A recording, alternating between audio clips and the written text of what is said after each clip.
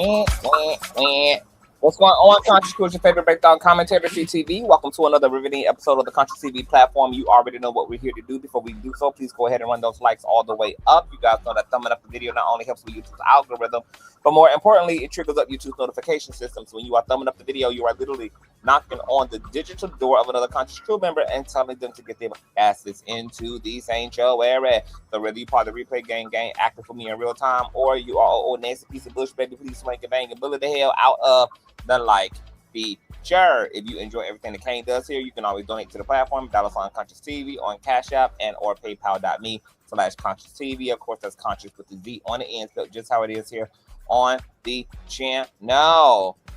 All donation information and social media handles are in the description box below, and scrolling from right to left in red and white at the bottom of this here screen. Also, make sure that you have your notification bell set to all. And last but not least, please share the stream out to wherever it is you have digital community, whether that be your YouTube community, while your Snapchat, your MySpace, your dark side of Twitter, Tumblr, or your personal OF. I don't really give no damns where you went fat lay the link. Just let them whores know that we're out, we're live, and we're certainly in calling. With no further ado, let's go ahead and push on through.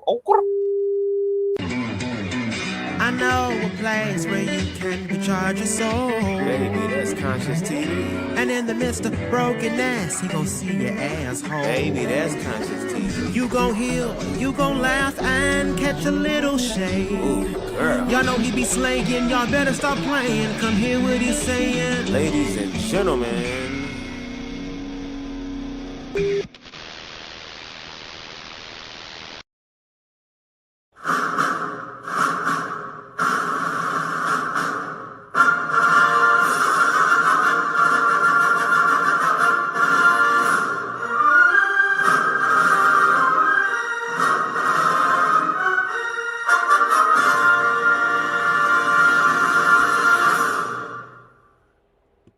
Happy Saturday, child. I know y'all out with your people, child, enjoying the weekend, enjoying your time off work, baby. Y'all ain't got time to watch my ass on the weekend, but the work is honest and pays the bills, and the show must go on. All right. Happy Saturday. Now, tomorrow I will be out live and in color on Christian Sabbath. Okay, to get into some lawsuit church sector commentary. Okay, so we will be live and in the building, getting into some things. I don't know what time I'm going to be live tomorrow, but I will, of course, set the watch page and all of that, and y'all will be able to set your reminders and pull up and da da da da da. All right, so let's get into why we're here right now. Okay. So you guys know one of my favorite human beings in the entire world, Miss Iyanla Vanzant. I consider her to be a spiritual fairy godmother of mine. My God, Iyanla has taught me so much, and she just resonates so deeply with my spirit. And while there is no person on this earth that I can say I 100% agree with, I agree more so with Iyanla than I do disagree. Okay, now you guys may or may not know that Iyanla Vanzant had a hit show called Fix My Life that aired for 50 billion seasons, and when she decided to retire because these godless ass heathens could not appreciate her motherfucking work and her attempt to heal them raggedy ass hoes, she had to get the hell up out of there. And baby, we all shedded a deep tear when she gave up Iyanla Vanzant, because there ain't nothing like it on the internet, on television, and there ain't been nothing like it since. Okay, it was hoodoo-y, it was Christian-y, it was life coachy, it was maternal, it was divine feminine, it was accountable, it was loving. I mean, it was just all of those things just wrapped up into one, girl. I would give both my legs for Iyanla to bring Fix My Life back, baby. We need that. We gotta have that. Yes, grab my bush so I can reap, baby. Okay, we had to go find us a bush to go weep in. My God. So she had a hit show, Fix My Life. She retired because these godless heathens got the best of her, unfortunately. But then she ended up taking some time off to put away her intrusive thoughts so that she didn't kill these hoes, and decided to return, but to do Fix My Life very different, okay? She has a show called The Inside Fix, and she's about to debut season 2 of The Inside Scoop, airing on no other than the OWN network. Now, The Inside Fix is Iyanla looking back on previous shows, popular episodes from Fix My Life, and giving her thoughts in retrospect about various episodes, unpacking the episodes, giving BTS to the episodes, and kind of focusing on what she thinks now, you know, all these years later, about the situation, about what was happening, etc. There's a particular episode of Iyanla Vanzant that is circulating and percolating from The Inside Fix, and it is Iyanla giving a review for an episode from Fix My Life called Fix My Delinquent Daughter. All right. Now, before we get into the thick of that, let me give you some background on this episode.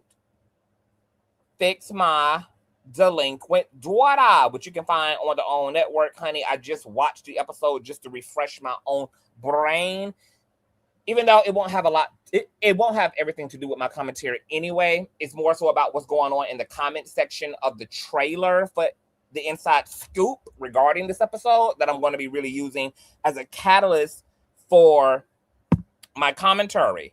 All right. Now, the mother in this particular episode, her name is Norma. Okay. She has a troubled adult daughter named Dominique, which they've shortened for Dom. And Dom is what Dom's mother, Norma, would call a single mom with the drinking, lazy, trifling, partying, dysfunctional ass way of living. Okay. That has resulted in the mom, Norma, taking care of Dominique's son, whose name is Bilal. All right. Now, Dom believes that her mother, Norma, is trying to use her son, Bilal, as a pawn against her because her mother believes that Dom is a bad mother, and apparently tells this to her grandson, etc. Now, Norma raised 3 of her own kids. Dom, there's an older sister who's also a part of the episode, and then there's another child. I'm not sure whether that's a male or female. And now Norma, outside of raising her own 3 kids, is now having to raise her grandchild because his mother, Dominique, isn't making responsible choices. And the mother, Norma, is resentful toward her daughter, Dominique, for it. Now, Dom's older sister also has had to help raise her nephew, and she also feels cheated out of her own life by having to take up her sister's responsibility as a mother. Norma she's had legal custody of Bilal since like 2011. Now Dom wants her son back, but Norma won't allow it until she feels her daughter Dominique is where she needs to be as a woman and as a mother. Now, Dom, prior to the episode airing, had recently moved into the family home, but was kicked out of the family home for coming home drunk, late, and according to the sister, the older sister who's helping to raise Bilal, Bilal sometimes is nursing his mother through her own goddamn hangovers, my God, today. So the family has had it with Dominique and feels that they basically must protect Bilal from his mother, Dominique, until she has worked out all of her immaturity and reckless behavior. But they claim that every time Dom shows signs of progress, she regresses. Now, Dominique is the one who wrote Iyanla, and she expressed to Iyanla that her mother verbally abuses her and demeans her. And she says that her mother's verbal and mental abuse started way before she became a mother herself. That the emotional and mental abuse started when she started having sex at 14 years old. Dom identifies as a victim of sexual assault and wasn't really consenting to the sex that a parent. So, hold on, I want to frame this right. So Dom says that her mom started verbally and mentally abusing her at the age of 14 because her mama found out that she was having sex. But Dom identifies as a victim of SA. Now, Dom did not go into detail about what exactly that looked like. So I am just going to assume that it was due to a lot of like coercion and pressure, potentially, maybe from other young men that she was socializing with who was pressing on her, and she didn't really want to have those type of exchanges when she ended up having those type of exchanges. And she wasn't really comfortable having, with engaging sexually. And so when her mom found out, however she found out that Dom, from the mom's point of view, was actually active, of course the mom did what a lot of old school mothers do. She started verbally abusing Dom, calling her a hoe. Now, mind you, Dom is 14, 15. She's a young teen girl. And her mom is bashing her, calling her a slut, a hoe. She made her walk around with disinfectant to spray the surfaces of the counters and sinks because her mom basically told her that she's dirty and filthy and, was disease ridden. It was just humiliating and degrading. So this has been kind of like a long-standing tension between her and her mom, Norma, and her mother kind of always looking down on her. And now that she's a dysfunctional adult, the mom doesn't waste no time, girl, letting Dom know how she feels and giving her a piece of her mind. Now, there's a lot going on in the episode. Toward the end of the episode, they cleaned it up. The Fix My Life session was successful. Everybody was able to forgive each other. Everybody was able to put the past behind them. The older sister also opened up to Iyanla about also being a victim of SA as a young girl too. And she told her mother, and her mother told her that we don't talk about those things. And there had to be a whole healing session between the mom and the older sister who's helping the mom to raise the grandson, aka, the older sister's nephew. And it was just a lot of moving parts in the whole situation. So both daughters had been victims of SA, and mom had felt both of her daughters in that way. Also, getting a little bit more into Norma, the mother's background. She opened up to Iyanla basically about how her mother was not emotionally available to her, how her mama wasn't really verbally affirming. She wasn't a kissy, huggy, affectionate woman. And that kind of was the parental style that she ended up passing down to her own daughters, because even though her and her oldest daughter are close, the oldest daughter basically was like, Mama, I need emotional support from you. I need the emotional support to you. And I don't open up to you a lot about what be going on with me because I basically feel like you don't want to hear it. And so all of that was all of that.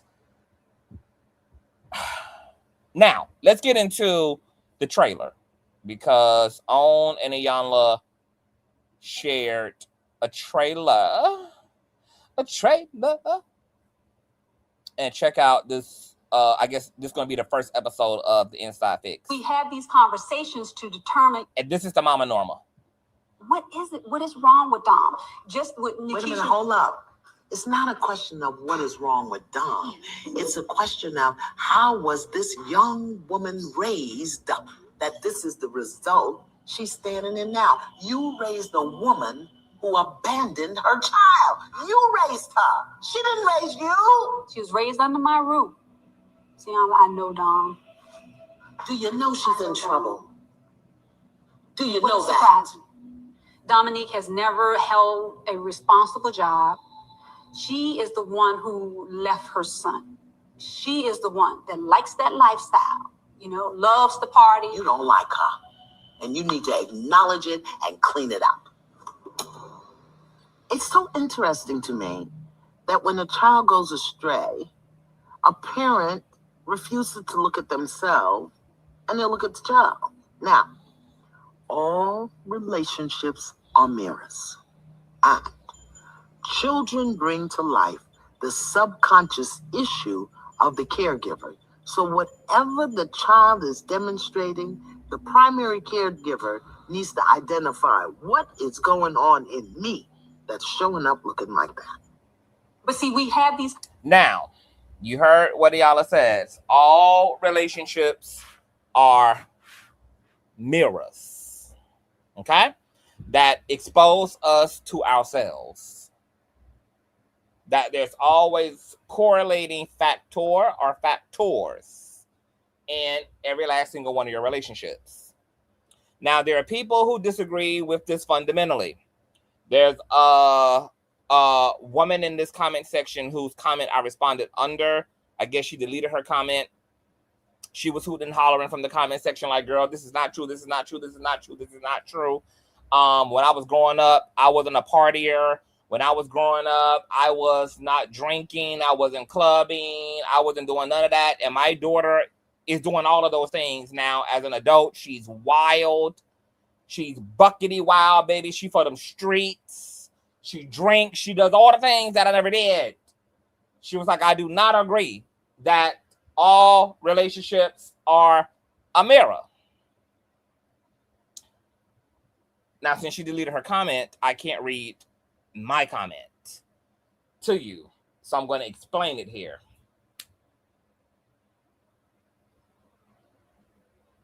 What Iyanla said is very nuanced and it's very layered. And obviously, she's not going to sit there and unpack that whole layering, because she has a show to do and she ain't got but so much time to get into her things. But yes, it's true that all relationships are mirrors. Now, when people hear that, and we're going to kind of keep this in the context of parents to child right now, a lot of parents immediately think, oh, they look at the surface level difference. Like, she or he ain't got none of that from me.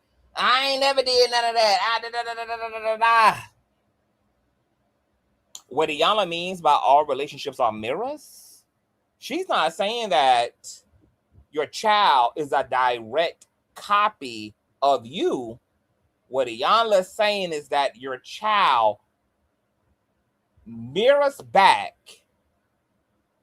yourself, both good and bad.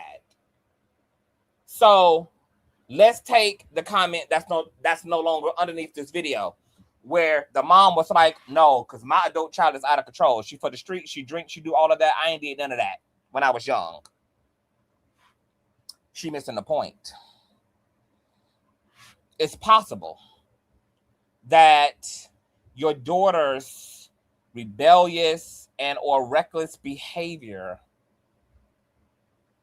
is a result of your own rigid parenting style, your own authoritarian parenting style, is the result of your own need to control, is the result of you being overly protective, highly judgmental, and militant, allowing there to be very little room for nurture, very little room for balance, finding the space and opportunity to teach someone about a thing rather than to tell someone what to do, because those are two very different things. And oftentimes parents they issue commands more so than they issue information, coupled with an openness that allows a young person to have a certain level of safe self-discovery and individuality. And when you take a more militant, authoritarian parental style, typically most of those people, from what I've seen, somebody who grew up in the church, somebody who grew up in the South where people didn't play this, people didn't play this, and people didn't play that. Looking at how my grandparents raised all of my aunts and uncles and my parents, my grandfather ruled with an iron fist. Young people didn't have a lot of autonomy. This ain't stop motherfuckers from sticking out of the house and going to the club and saying they was going to school and they was going to be skipping school for the whole day, or saying they was going to be going to a church event at 6 and really had on their club clothes underneath their church clothes, baby, because they was about to haul off to the Freaknik 98, baby. Like, I have found, even when it comes to the pastor's kid, we know that these young people, yeah, they end up cutting the motherfucking food because the distance between them and that was so far apart that they didn't even have any opportunity to even have a certain level of proximity to agency, a certain level of proximity to autonomy, to where, yeah, now that I'm an adult, baby, I'm tearing it up. I'm tearing it up. That's what happens when you don't leave any middle space. Sometimes you produce somebody who, because they never had the space, they never had access to a certain level of self and self-awareness and autonomy, that when they do finally get in a position to be totally free, yeah, they indulge, and sometimes to the point of self-destruction, because the antiquated belief that parents are supposed to be dictators is really outdated.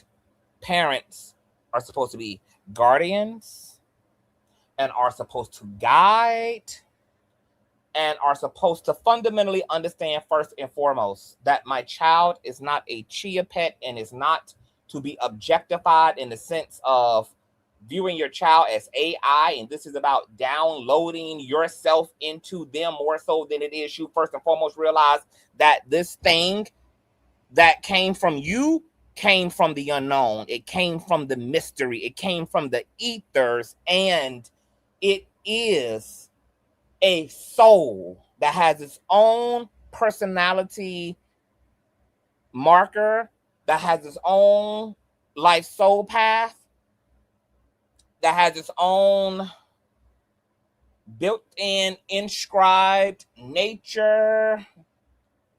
And if you take a solely authoritarian attitude, what you are really attempting to do is overpower nature, and nature is going to prevail every single motherfucking time. So the proper and appropriate approach is to nurture phenomenon, not to per se try to destroy the phenomenon, not per se even try to block the phenomenon, but to guide phenomenon, to nurture phenomenon. But a lot of parents can't do that because the only parental style they've ever known is control and dominance and authoritarian. Rather than being a coach, you decide to be a dictator instead. Both of those styles create two distinct different types of people. Both of those parenting styles create two distinct type of individuals. And the more you think in your mind that it's your job to control, control, control, control, control, control, control,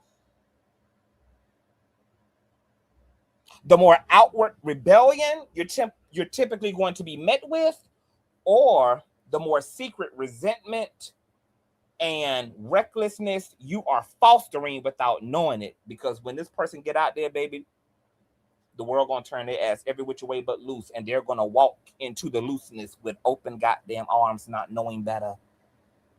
Because you never nurtured and assisted them in nurturing an actual identity. That's why they fell for the okie dokie out there. That's why they bit the apple out there. That's why they followed through with the curiosity out there. These were things you were supposed to long keep in mind and be mindful of as a guardian figure before they get to the point of being untrainable, unteachable.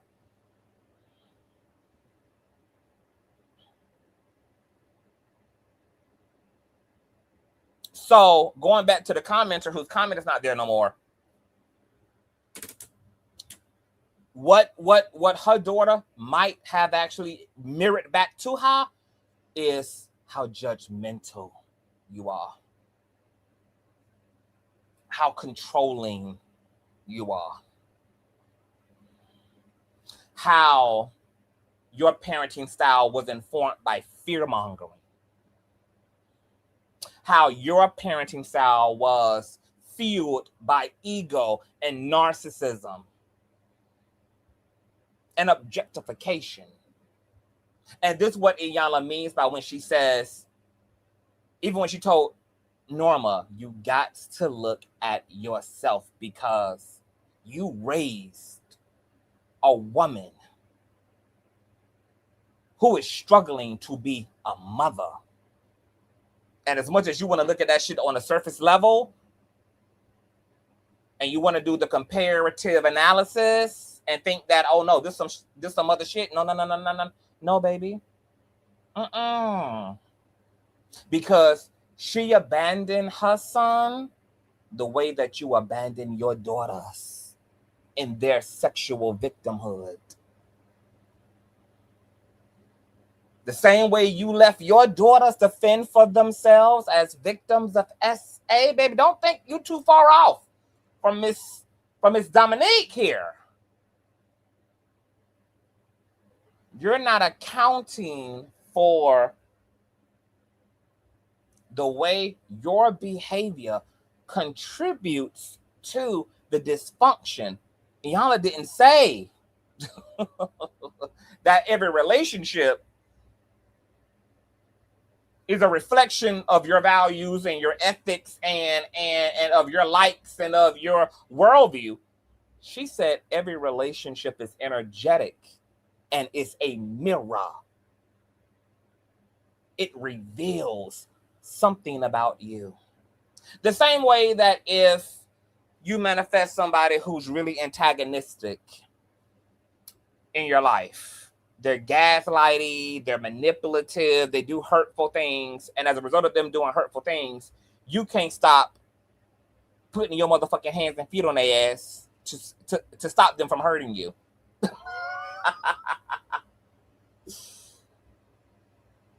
That relationship mirrored back to you your lack of personal self-control and mastery over yourself.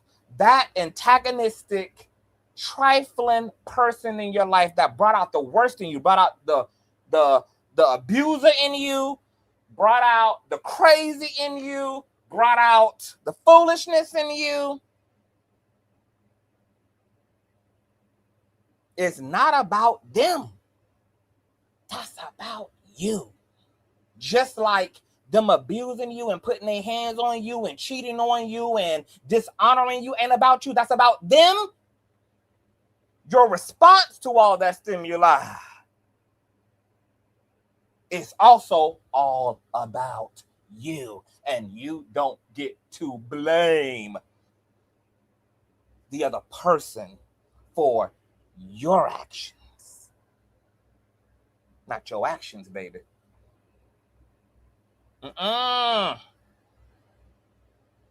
You don't, because every relationship exposes us to ourselves. Every relationship.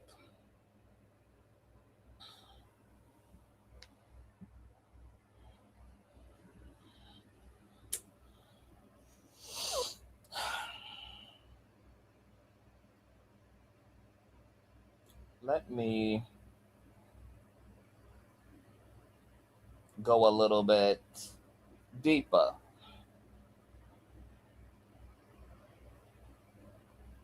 When people ask, like when people be praying to God and people be like, God, like make me strong, like God, give me strength, give me patience. Oftentimes the universe doesn't respond by actually giving you patience or giving you strength. It manifests situations for you to choose to be strong in. It manifests situations for you to choose to be patient in. Because the universe, I have realized in my own workings with spirit and spiritual law, my observations of how spiritual laws also interact with other people, is that spirit really enjoys watching and helping to nurture self-awareness rather than doing it for you. That's why so many people are praying for things that they're not being given, because they have the wrong attitude and expectation out of asking.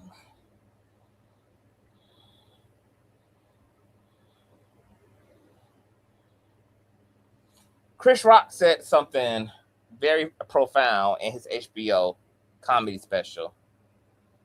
And he was talking about the law of attraction. And he was talking about the law of attraction from the perspective of being a parent. He said, what you hate, you gonna procreate, baby. So when Iyanla says that we give birth to the life lessons we need via our children, via the relationships that we attract from a place of unconscious, from a place of subconscious. We don't do this consciously, because if you ask people consciously, people will say, I would have never asked for this. No, your ego would have never. But your ego is not what's creating your life. Your subconscious psychology is what's creating your life. The social programming that you're truly in allegiance to. The part of the script that at naked eye seems to be running in the background, not so much on the forefront. It's what you're really using to create your life with.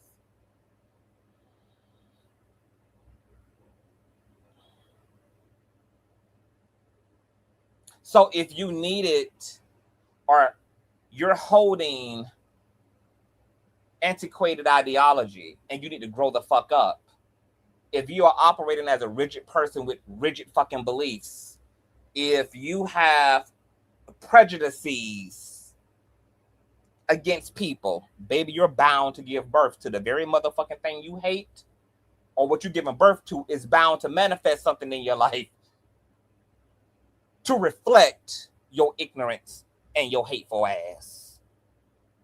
So Chris Rock can put it like this. What you hate, you gonna procreate, baby. If you can't stand them fairies, and you don't want no gay son, you don't want no gay daughter, you don't want no trans son, you don't want no trans daughter, baby, you gonna give birth to the motherfucking rainbow. I got a homeboy who got nothing but gay brothers. They parents gave birth to 3 queer sons. All the sons are gay. Baby created in abundance. My God. And if it's not your children that are going to reflect the prejudice against queerness, baby, you bound to have a son who gonna be attracted to a trans woman. You bound to have a daughter who gonna have a gay ass best friend, baby. You're going to pull it into your life, and you're going to pull it and pull yourself into proxy to it. The more you hate it, because what is hate? Hate is just concentration. What is the law called? The law of attraction. That which you focus upon. So when people think that holding a vibration of prejudice and or hate is going to keep them from a thing, what you're actually doing is summoning forth the very thing you want, that you're saying you want over there. If you a Ku Klux Klansman and you hate them blacks, baby, you ain't no N-word lover. You're probably gonna give birth to a daughter who love her nothing, baby, but a goddamn black king, baby. If you hate them goddamn Latinos, okay? If you hate them Mexicans, baby, you're gonna be giving birth to a motherfucker who gonna marry into living la vida loca, baby. You're going to summon forth yourself, aspects of yourself. That's why all your children are different. And every child reflects a different part of you. Every child arouses you and stimulates you in a different way. One child is, so easygoing. Just make it so easy for dad. Make it so easy for mama. This is my favorite. They're a reflection of the part of you that's healthy, the part of you that's functional. You may have another child that's a bit more complicated. A child that doesn't operate totally within the guidelines. They can't stay within the black and white. They love that gray space. They love that middle goddamn lane. They love that fence riding. They don't want to, they ain't totally leaning to the left, they ain't totally leaning to the right. Just enough to make you scratch your ass, just enough to make you and put you in a position to have to unpack yourself and what you got going on. And why you find the way this particular child operates to be frustrating. But you have to go beyond the surface level, because the correlation isn't always at surface level. What's being mirrored back to you is all forms and fashions and variations of who you are as a person.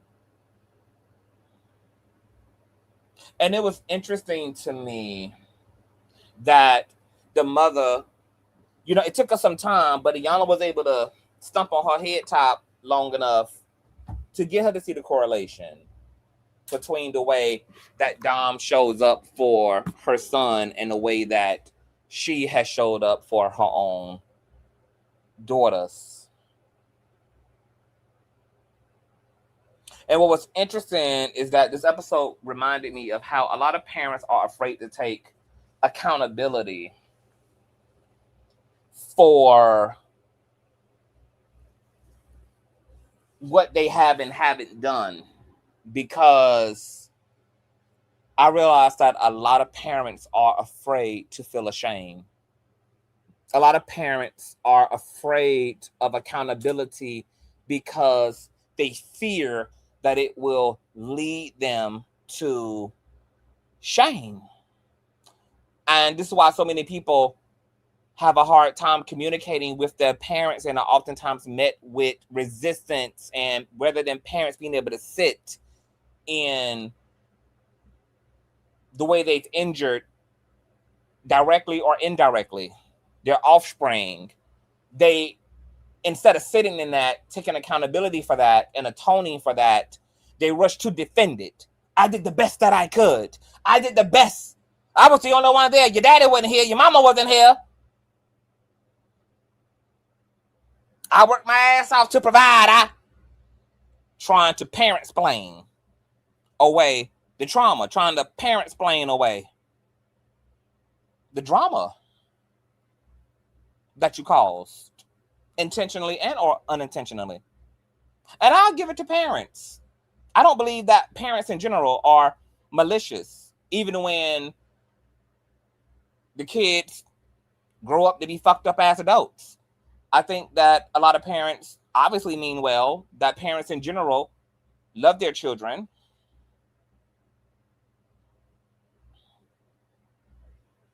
But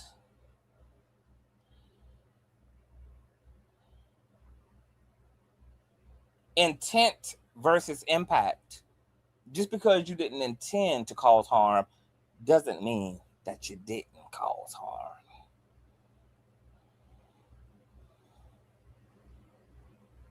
The road to hell was paved with good intentions. And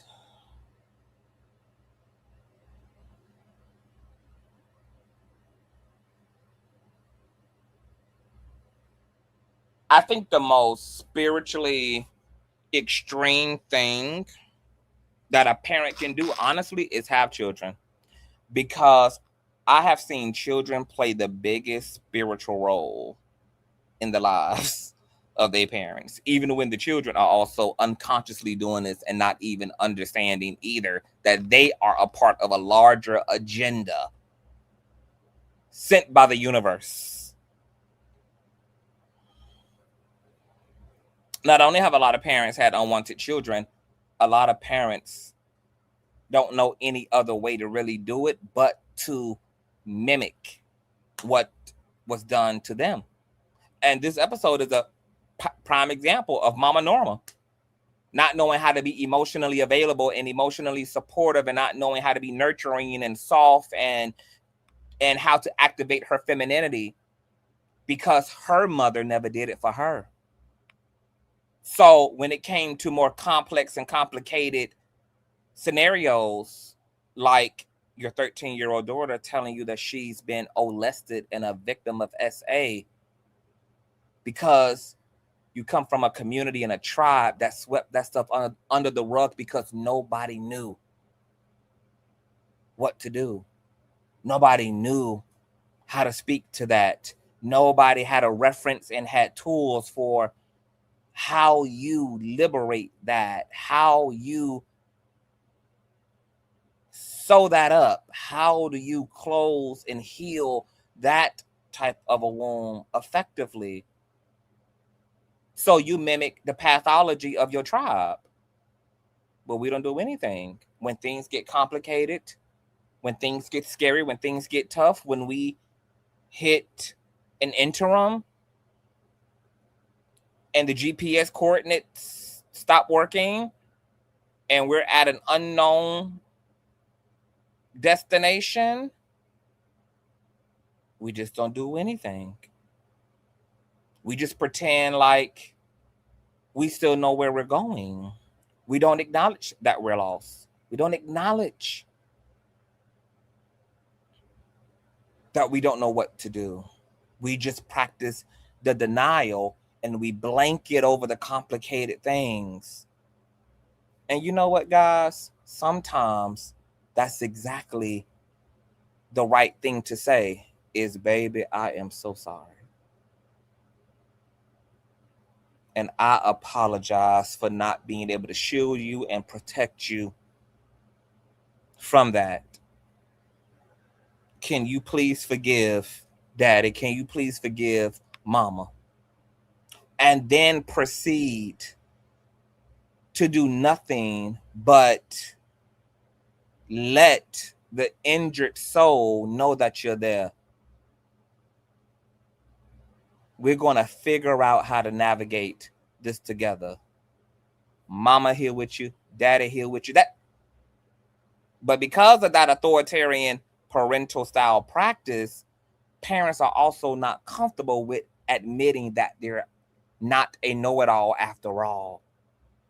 Because you've gotten into such the practice of asserting yourself as a motherfucking know-it-all that you can't even admit. You don't even feel comfortable. You're insecure about admitting that I don't know what the fuck to do.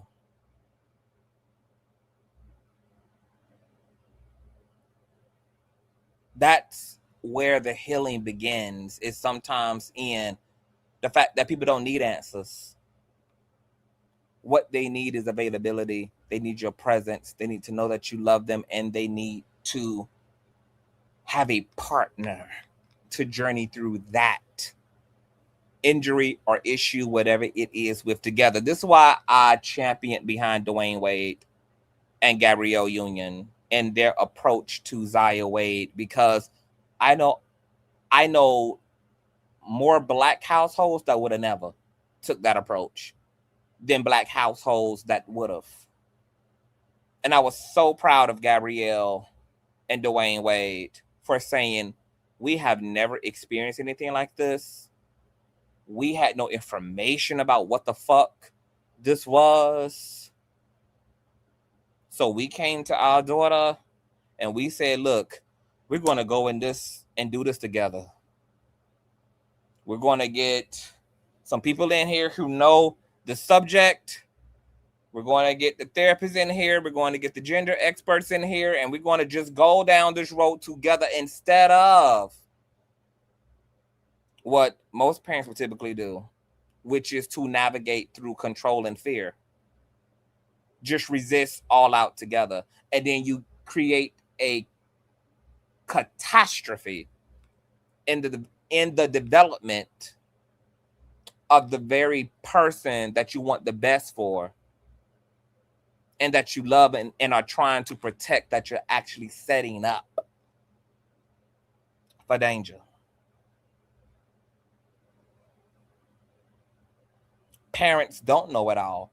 That's exactly what the alternative allows you to lean into as a guardian, a guide, where it's safe to not know it all, where you're given the liberty of joining forces and going through and down roads together that you may not have no familiarity with. But that's a luxury that's not afforded to a lot of parents who take the authoritarian road. Because what I don't know, we won't go at all.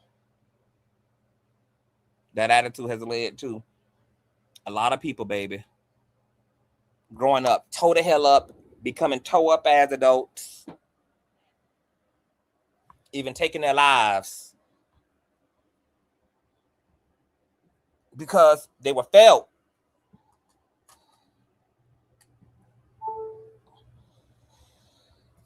by the very people that was in place to guide them and to love them. And yes, talking to parents and trying to get accountability out of parents ain't shit.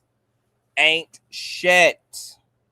Because, as I like to call it, there is a parental narcissism that most parents operate out of. No, they're going to defend themselves rather than to bow down and admit to fault. And the Black community has been having conversations for a long time about how it seems that there is more of an issue trying to get accountability out of Black mothers than there are out of Black fathers. And I think that that may be the case because Black mothers are probably already carrying a heavy load. They're already carrying a lot of self-judgment around, like, damn, I shouldn't have got pregnant. Damn, I should have picked a better nigga. Damn, while also taking on the load of a two-person's job as one person, dealing with all the all that comes with parenting, economically, emotionally, mentally. And so then to have those kids who you tell yourself you're sacrificing for, etc., to turn around and say, Mama, you let me down. I think that Black mothers immediately jump into self-defense, not solely out of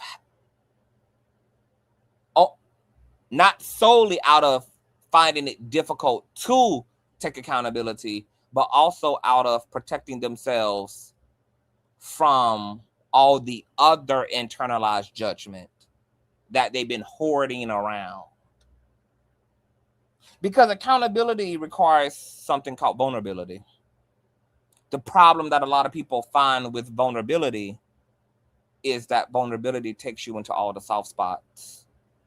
And because particularly as melanated people, we've been raised to be rough and tough with our Afro puffs. We've been socialized to be strong, to tighten up, straighten up, wipe the tears, persevere. This has caused us to have a very warped and complicated relationship with authenticity and emotional availability, emotional sensitivity, and has inadvertently trained us to look at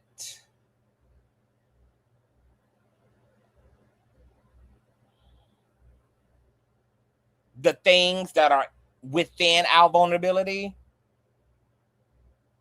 as things that are to be met with shame, because nobody helped us to navigate life emotionally. If you think about most parents are raising their children at very surface level. Go to school, get a good job, listen to the adults, don't be difficult, go to college, get a degree, make good money, go start a family, and basically stay the fuck up out the way. Which is crazy, because life ain't only about navigating the world materially. The majority of life and all of life is first and foremost happening in your motherfucking head. And how the fuck do you navigate that when nobody taught you how to be at home in your own mind? So then you inadvertently develop a practice of being out of touch with yourself, and to distract yourself with trying to be accomplished, thinking that you need a purpose and figuring out what the fuck that is, and just working from the outside to avoid the inside, even working from the outside to develop the inside. So it's crazy that nurture is so not a part of so many parental styles when all of life is happening inside of ourselves. How can you not teach me about emotionality? How can you not teach me about emotional discipline? How can you not teach me about how to navigate my mind, which has everything in it, all the good shit and all the bad shit? Yeah, you can tell me to make good choices, but how can I do that without understanding the science of my mind? How can I properly discern it and distinct one thought from another? Which ones are mine? And am I to feel bad about the thoughts that I don't agree with, but the thoughts that still float through my mind anyway? Is it all me? Am I a vessel of just universal thought, and I am not to identify with the things that come through my mind, but learn through my personal values and what ethics I'm taught, what principles I'm taught? what resonates and what's in agreement and what aligns with the ethics that I've been giving.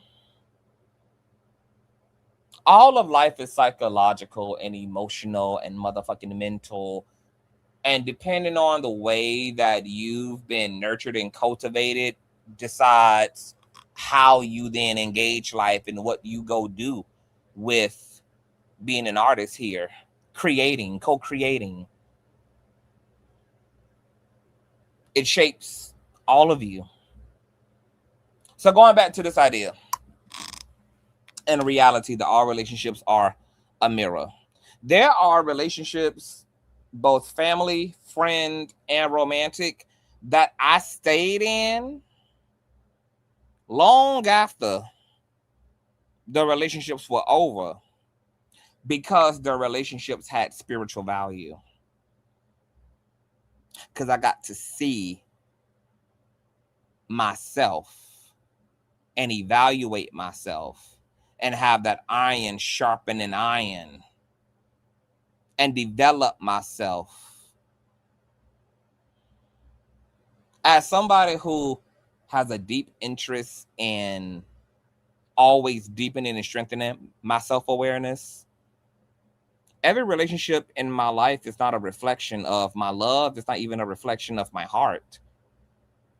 It may be just a reflection of the value I find on the proxy because of the aspect of me that's illuminated in that relationship.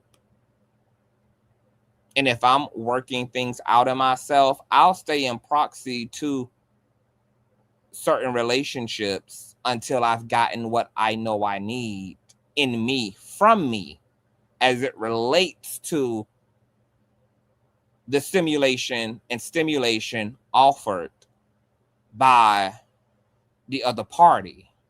Because like Iyanla says, every relationship is truly a classroom. It's a mirror. And you learn what you are and how you are by way of dealing with other people. If you're secretly jealous, that's an opportunity. If you self-loathe and find yourself outsourcing for your sense of self-worth, by always seeking out attention from a particular person or just in general being a pick-me, that's an opportunity. If you find that a certain relationship just exposes you to your fragility, like it's just so easy to get offended, it's so easy to fall apart, it's so easy to become broken. And it can be the smallest of things. There's opportunity in all of that. And the issue with us as a people a lot of times is because we're not spiritual and we don't have a spiritual view of life and we're living from our ego.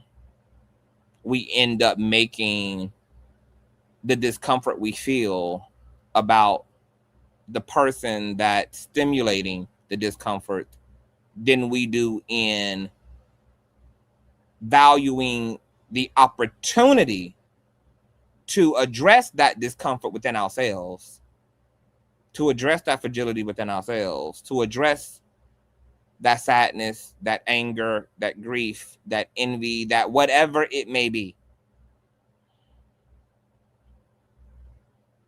And if you actually really start leaning into that shit and you actually approach life from that perspective, girl, that every relationship in my life is a mirror unto me, not a reflection of you, but a mirror to you.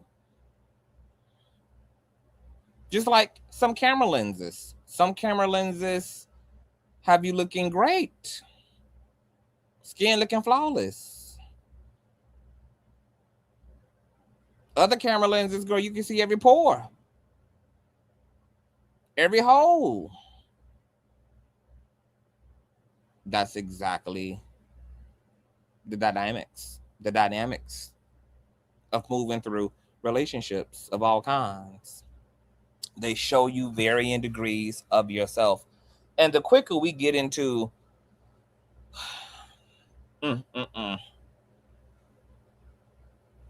leaning into that and understanding that we're all here on a masterclass course and we're all on a journey of self-discovery, including parents are on a journey of self-discovery. They're learning through the trials and errors, the mistakes, the highs and the motherfucking lows. Young people are on the journey of self-discovery through the highs and the lows and the interestingness and uniqueness of life, that everybody is here in a classroom. Everybody is here developing and navigating and taking a journey through their consciousness,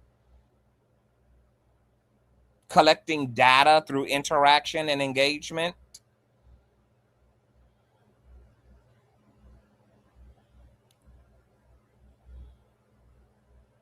My God, my God. Oh man. Oh man. Oh man. Oh man. It gets so juicy. Let me tell you something. Let me tell you something that happened to me yesterday. Yesterday, baby, I had a swell. I had a swell of ego. And when I say ego in this context, I mean my emotional body. My emotional body. And, you know, when I first got that swell and got the charge, woo, like I started growing into the Incredible Hulk. I had reached out to some of my trusted confidants, you know, in order to self-regulate. My best friend, he didn't answer because he was out in the city. And then another friend of mine had told me that he was going to call me back. By the time he had called me back, I had already started the process of regulating myself. So I didn't answer his call. I said, you know what? I'm going to do this myself. I'm experiencing something due to so-called external stimuli. And the easy thing to do would be to make it about the external circumstances. I said, oh, no. I told myself, I've been on this journey for a while now. I'm going to do it differently, because if I don't, I'm going to be inadvertently manifesting the same motherfucking people, just in different forms. I'm going to be manifesting the same situations just through different relationships. And baby, that's coming to a motherfucking end, and I'm going to end it by ending it in me. Because life is not happening to us, it's happening because of us and happening through us. And a man is what he thinketh. And we ain't talking about, once again, the type of thinking that exists on a surface level. We're talking about the deep unconscious seated beliefs and perceptions and ideas that we hold. You know, the shit that you don't realize that you been perceiving, and the shit you don't realize that you've been carrying until you get into therapy, until you sit down with somebody wise and you like, God damn, I didn't even realize or see the correlation between point A and point B. So I'm not talking about, once again, that surface level ego thinking. A man is what he thinketh. Is talking about what a man, woman, what a person holds within their unconscious self. Once again, the background software that's running. And I was able to, because I have a very strong Buddhist practice, and I'm very much so, like, at this point, I'm very mastered in self-regulating and domesticating my ego and controlling my emotional input and output. And I've only gotten that strong through practice and commitment, because I think a lot of people think that self-awareness and spirituality is a destination. It's not a destination. It's a commitment to lucidity and self-awareness through making the conscious choice to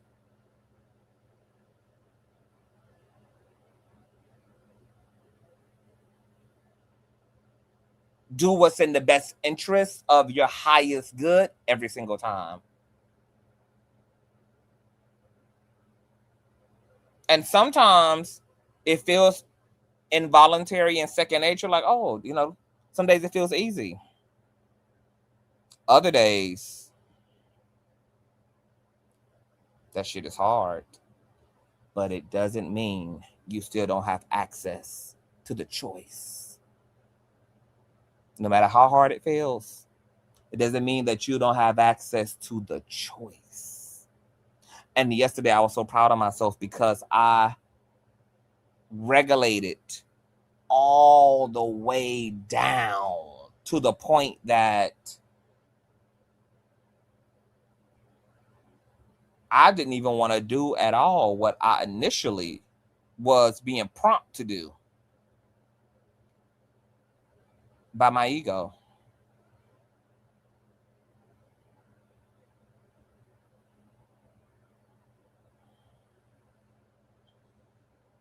And I was proud of myself because I had to make the choice. And I made the choice. And the more you practice making the better choice at the most grueling of times, the better you become at turning the worst of times into the best of your times. Because the truth is, we can. We can.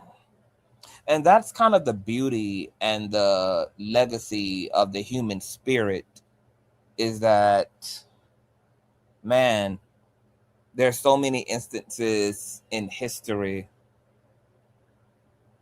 where the human virtue thrived through the worst of times. Through the worst of atrocities came a sense of resilience and wholeness and completeness that wasn't allowed to be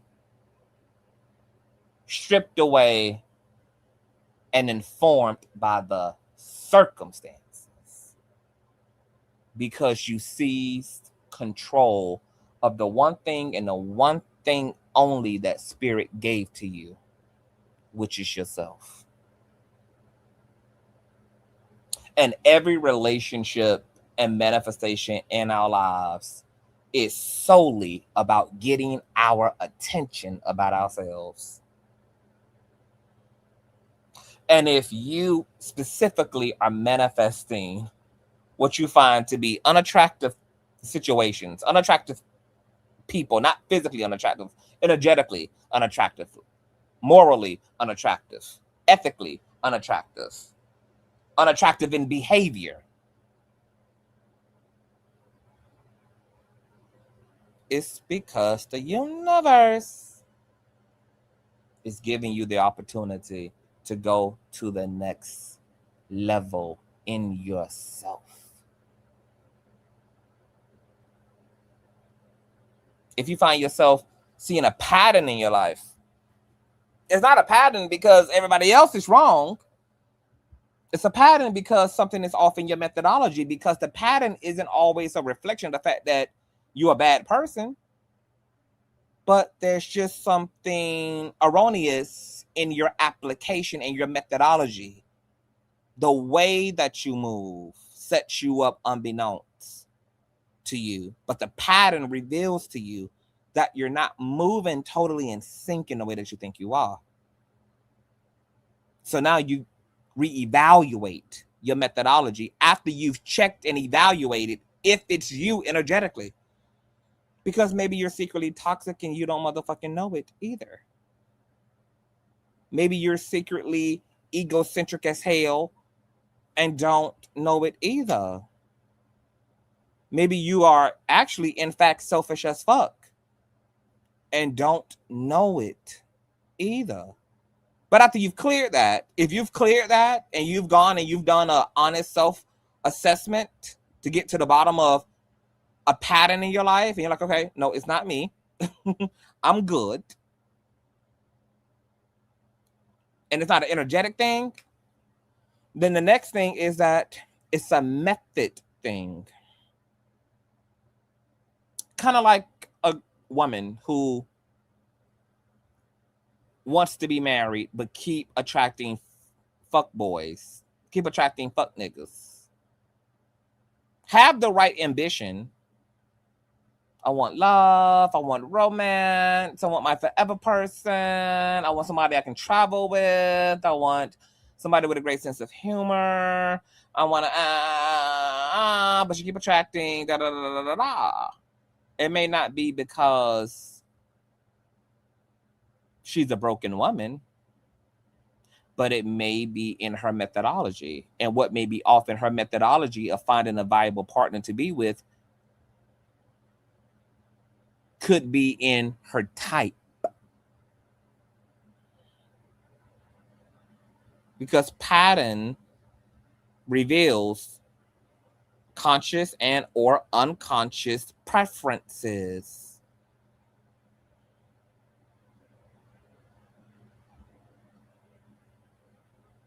Because there's always a correlation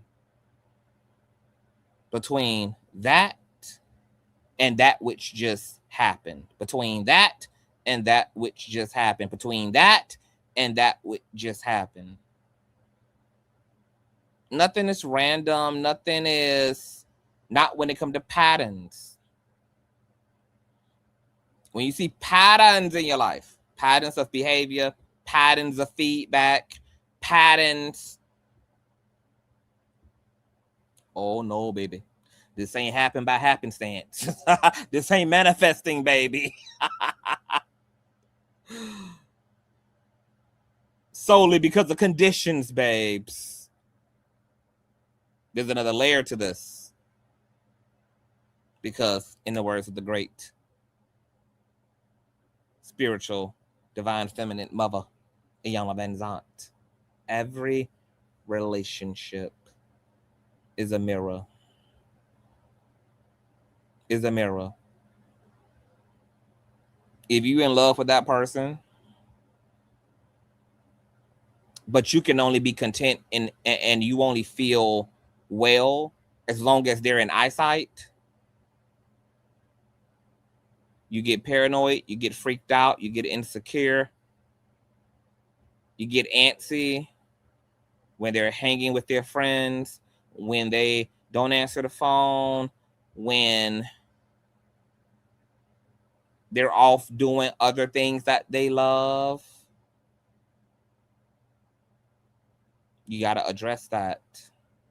And we got to learn to not only address people, but to address ourselves simultaneously. I think when we change out one over the other, we lose the plot. I think that that's a package deal. Is evaluating the person simultaneously while also evaluating ourselves. Because 9 times out of 10, we're playing some type of a role. And what keeps happening? We live in a world that really conditions us, though, to put a lot of blame on other people for the way we feel. To put a lot of blame. And I'm not saying that people don't have a role, because people definitely, through their very existence, their very behavior, is going to spark up behaviors that you're going to respond to in your body, going to respond to in your mind, going to respond to in your feelings, that are either going to be positive, that are going to be negative, that are going to be somewhere in between.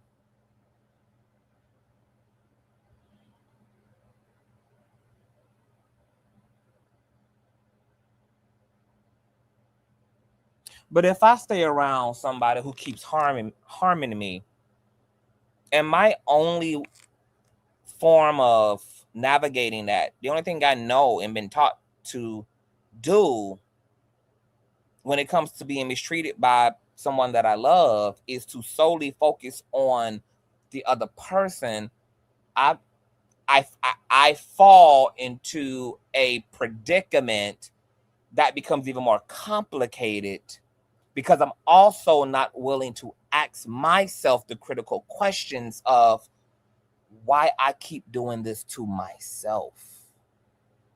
Yes, you as somebody that loved me, why are you treating me like this? But I've endured your mistreatment so much that I too have to equally look at the person in the mirror and ask myself, why am I accepting this? What does that say about me? You gotta go there. You gotta go into all of that shit. If you got somebody in your life who you always nitpicking with, it really don't be about shit. But it's just something that's just aggy in you, and you just always feel like you always gotta fix them up. You always gotta, I feel like you always gotta. You gotta address that.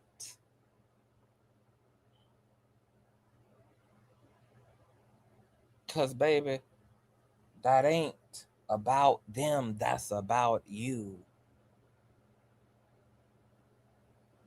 I remember when my family, when I first started wearing hair and shit, my family was like, okay, bitch, Rhea, you handsome.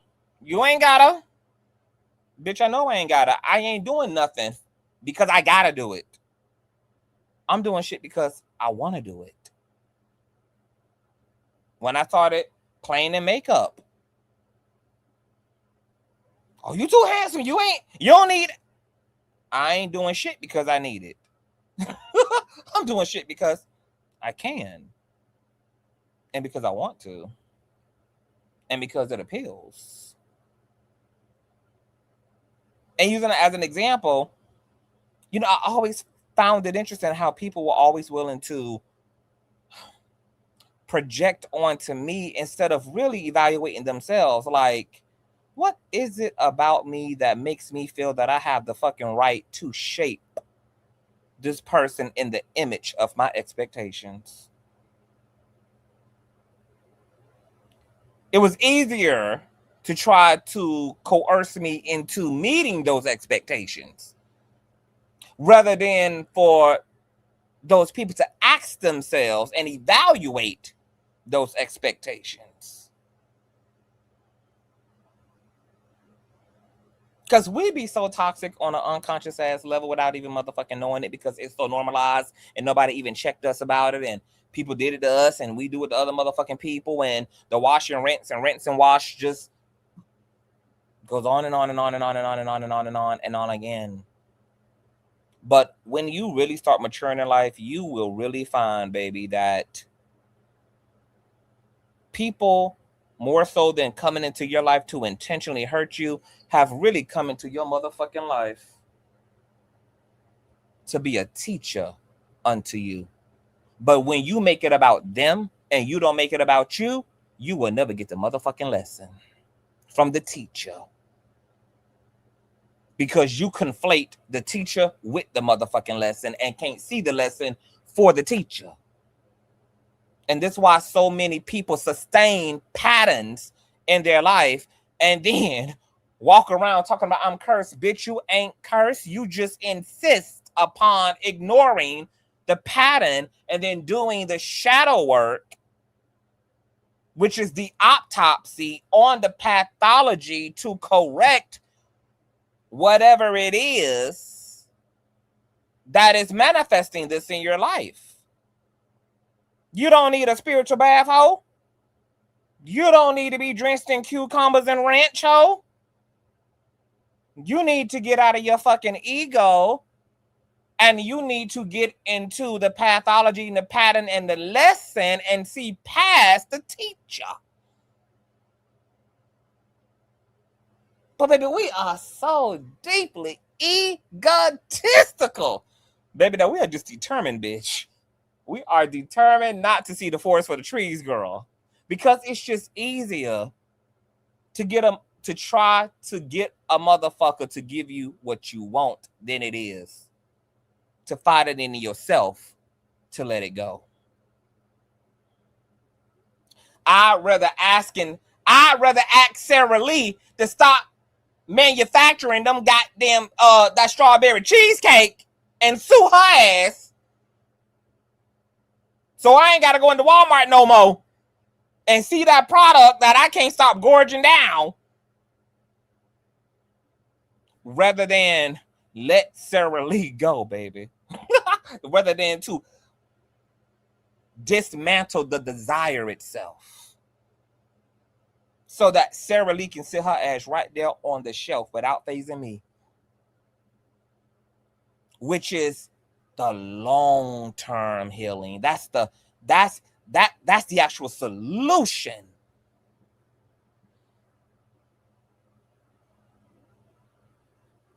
When you're making the lesson about the teacher, you're focused on comfort rather than resolution. And resolution and true resolve and healing and deliverance and freedom in yourself comes from going within to win. Going within to win, and going as deep within as you need to, because there may be several layers of your foolishness that you have to traverse through. There may be layers and layers and layers of settlement within your consciousness. But that's the only true resolution. It's within you. And you know what the beautiful thing about spirit making every last single one of us fully fucking competent? The beautiful thing about God making every last single one of us so fully whole and wonderfully made and beautiful, that God has made us in such a way that, thank God, my salvation is not tethered to another motherfucker's love. It's not tethered to another motherfucker's acceptance. It's not tethered to another motherfucker's honesty. It's not tethered to nobody's apology. Oh, how beautiful it is that you can let it go, that you can grow, that you can stand all the way up, that you can be entirely full without needing anything from anybody else. Because you were born with a cup that over fucking floweth. That's why your scriptures say that every man and every woman may work out his or her own soul salvation through fear and trembling, because salvation is yours and yours only. It ain't something that your soulmate can give you. It's not something that the most ideal, wonderful family can give you. It's not something that the most perfect friends ever can give to you. It's not something that all the money in the world can provide to you. It's not something that all of the surgery in the world can provide to you.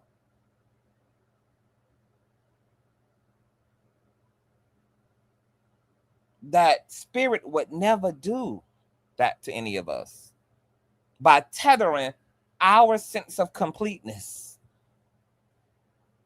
to other motherfucking people, baby. Because, baby, how much more far gone would this world be, baby, if all of our peace, all of our anecdotal and personal well-being was tethered to somebody else. And I be having pity for people who be sitting around waiting to heal. Waiting to heal because you're not going to give yourself permission to heal because you're waiting on an apology. You're waiting on an acknowledgement. You're waiting on karma. You're waiting on that. My God, how unkind. How unkind to yourself that you would prolong your healing and willfully choose bondage and lock yourself within that internal prison and create an inner prison of your own because your ego is hell bent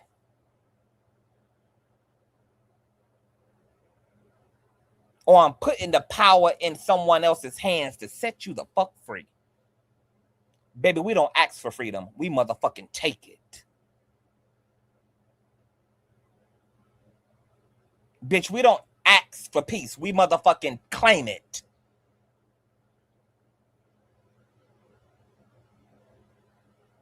We don't ask for strength. We motherfucking assert it.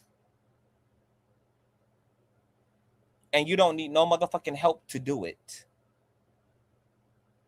Because all you got to do is allow it. That's why life is considered a gift. Because it's all been done for you. Just like you don't have to go outside and ask the tree. You don't have to go outside and ask for oxygen. You don't have to go ask for the sunlight. You don't have to ask your heart to beat. You don't have to ask your liver to liver. You don't have to ask your lungs to lung. It's already been done. The only thing you're responsible for doing is allowing your happiness. There's nothing to force. By accepting your peace. There's no peace to reach for. There's no peace to obtain. It already is. And the only thing that's separating you from it is the barrier in your mind. And that barrier may be resentment. That barrier may be grief. That barrier may be anger. That barrier may be fear. That barrier may be whatever the fuck it is.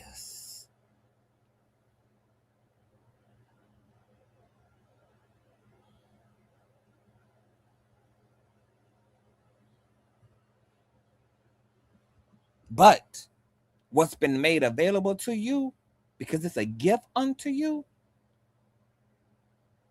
is waiting, sitting, vibrating for you, as you, available to you. And you so free. You're so goddamn free as a person that you also free enough to choose hell. You're free enough to choose imprisonment. That's how free you are.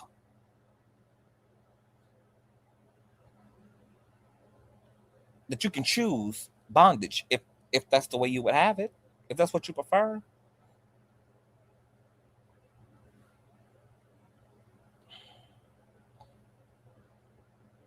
Everything in our lives is getting our attention about us. And we have the capacity and ability to transmute all circumstances, situations, and stimuli. Parents, your children are your teacher, even more so than you are theirs, to be quite honest.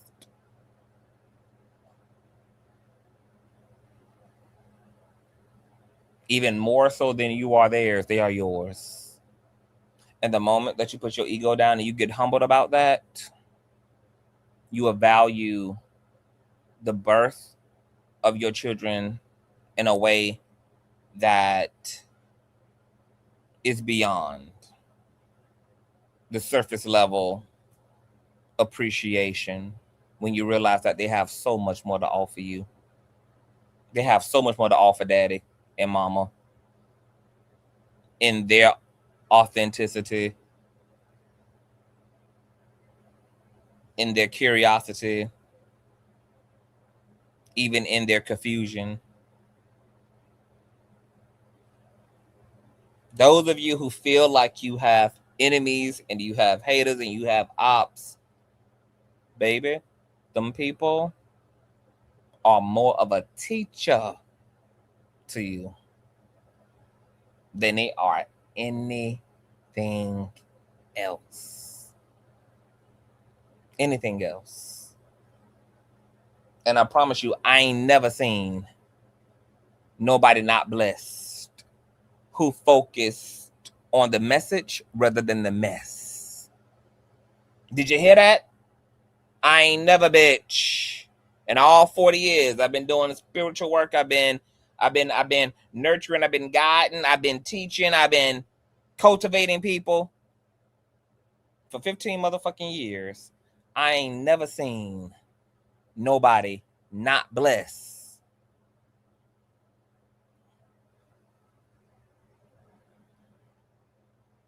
Who was willing to get the message over the mess.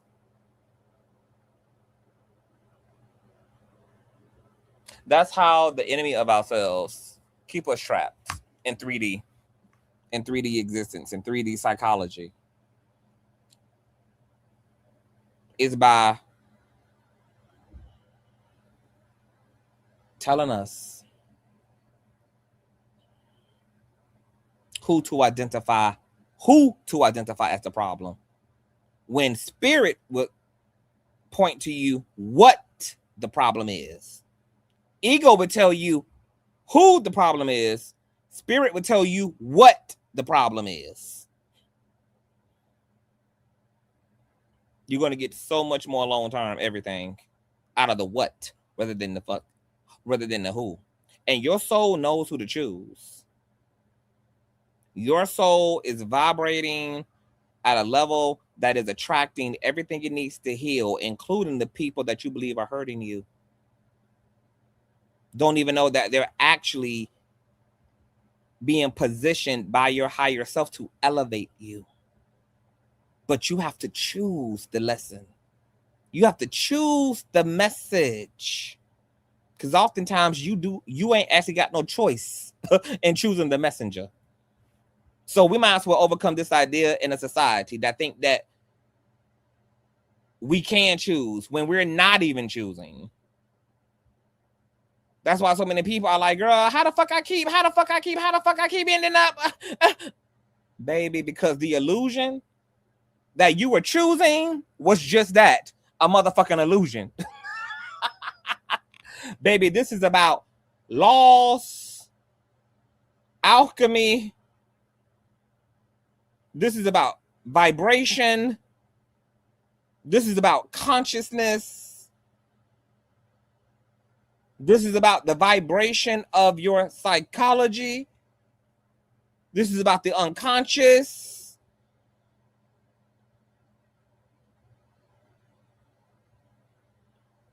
Your soul shows every positive and every so-called negative.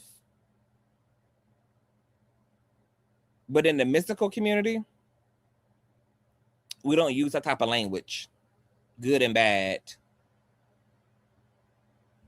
Light and darkness. Negative or positive. Because we understand that all things are working, designed, and being yielded to us for our own good. That all things and manifestations are simply nothing more than opportunities. And what you decide to do with the opportunity that you've manifested is what determines whether it elevates you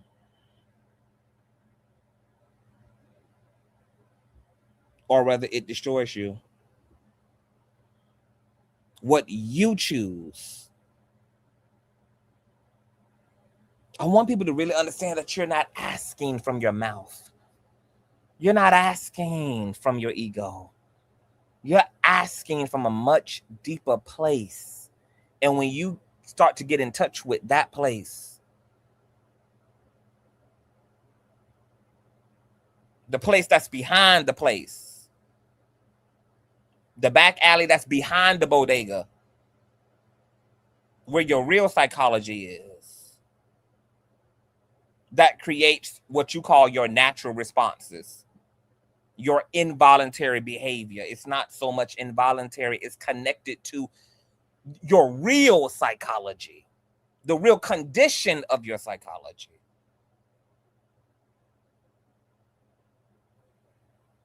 When you align with that, get in touch with that.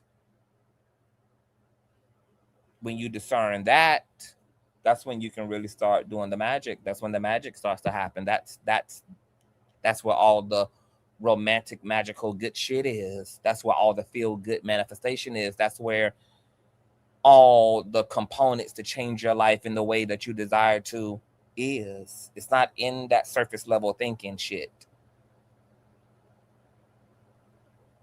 Well, I keep asking for this. Yeah, but you keep doing that.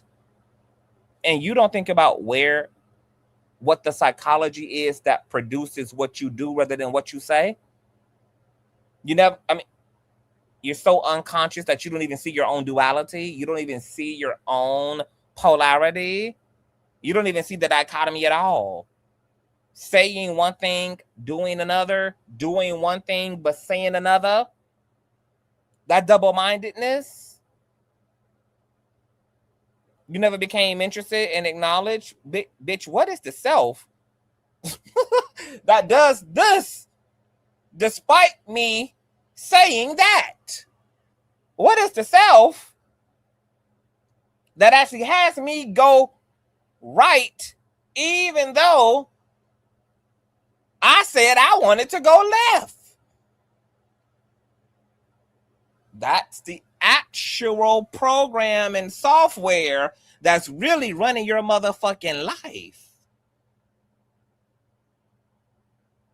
Girl, I know I said he cheated and I done exhausted y'all about this motherfucking man. But girl, he apologized and we just gonna work through some things. And yeah, girl, but he had you in a hospital last week. I know. Girl, he stole your tax money. I know. Girl, you was bawling, bitch. I helped you move your shit out of the house. Some of your clothes are still in my car and you want to give him another chance? You said you wanted better. You said you were going to do better. You said you knew your worth.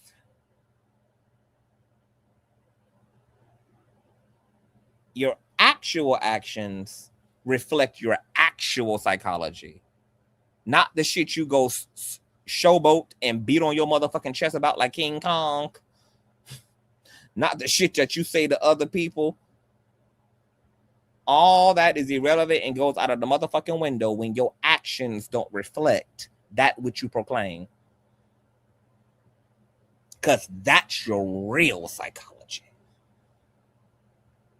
That which you do. Mm-hmm. And people will manifest in our life to hold that mirror up to ourselves. So we can see our work. So we can see our progress. So we can measure where we are with the thing. If you feel like, my God, I have been working on my goddamn patience. My God. I said I wanted patience. I've been practicing my patience. You know what the universe gonna do, baby? Instead of giving you a life that doesn't require patience, it's going to occasionally give you situations for you to continue to be patient in.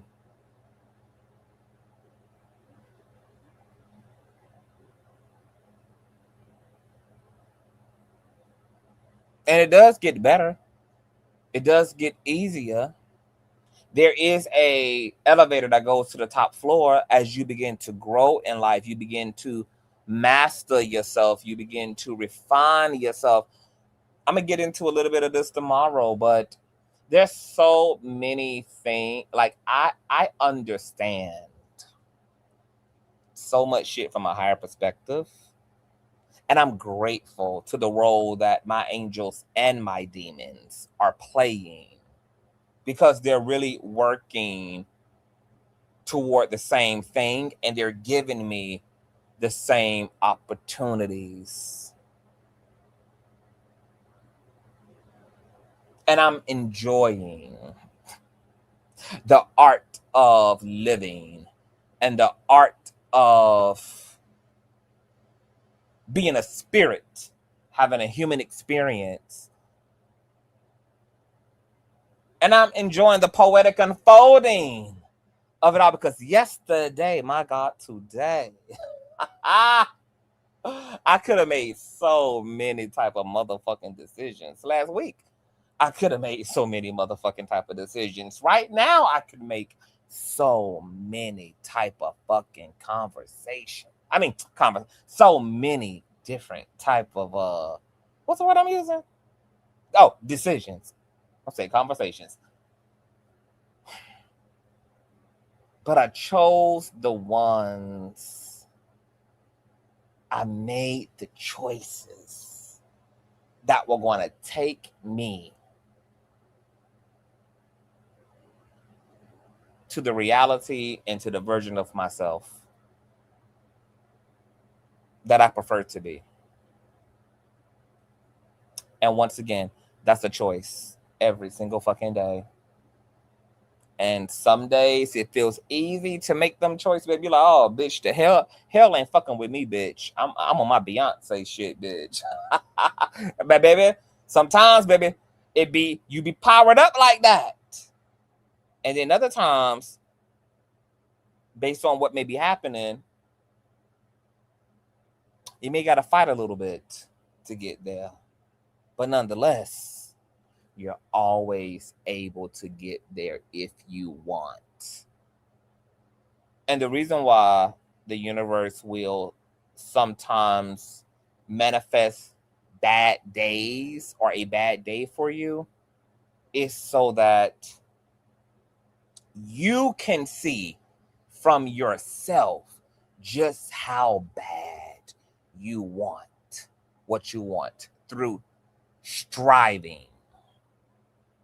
So yesterday, I was like, damn, there's a lot of little things that are about to contribute to me going dark motherfucking Phoenix.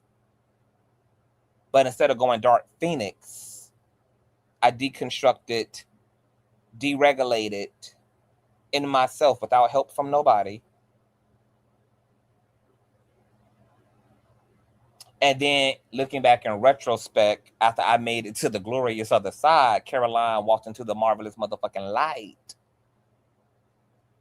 I was able to see that, oh my God, I really want to be this person because I worked my ass off to hold on to the motherfucker that I am choosing to be.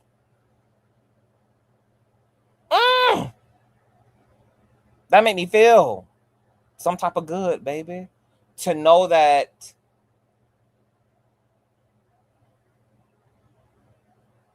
I've developed a self that convicts me and a self that means so much to me that I am not just going to allow that version of myself to be ripped away. Not by the weather, not by how windy it may be today, not by how rainy it may be today, not by how much lightning and thunder and flooding and earthquaking and how much hail may be falling from the motherfucking sky.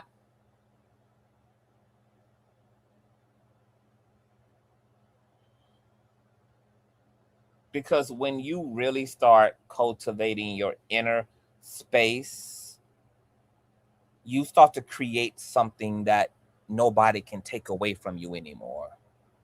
And that's what's so significant about getting in your shit, getting in your spirit, getting in your inner man, doing your shadow work, working through, pushing through, dismantle, decolonize, deconstruct, reconstruct. Because what you're really accomplishing and creating and finally turning the house within yourself into your personal home is that you're creating something that's not shaped, influenced, and nor can be taken away from you by anything or anybody. And every last single one of us deserves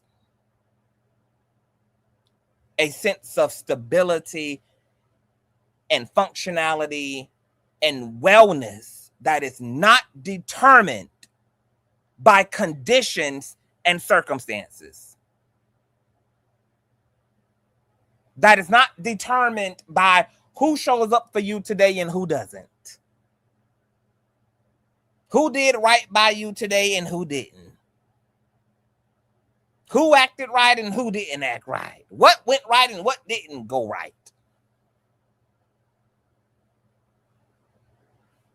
But you also got to love yourself enough to put in the work to give yourself that which you deserve in you. You know, I talk a lot about God. I want to be clear about that. When I mean God, I'm talking about me. I don't believe in an external God. I don't have a concept for an outer God. The word was with God. The vibration was with God, and the vibration became man and woman.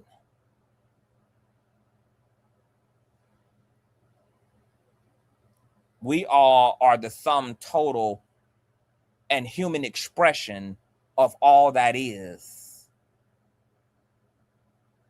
Simply having a biological experience. So when I say God, that's synonymous with me.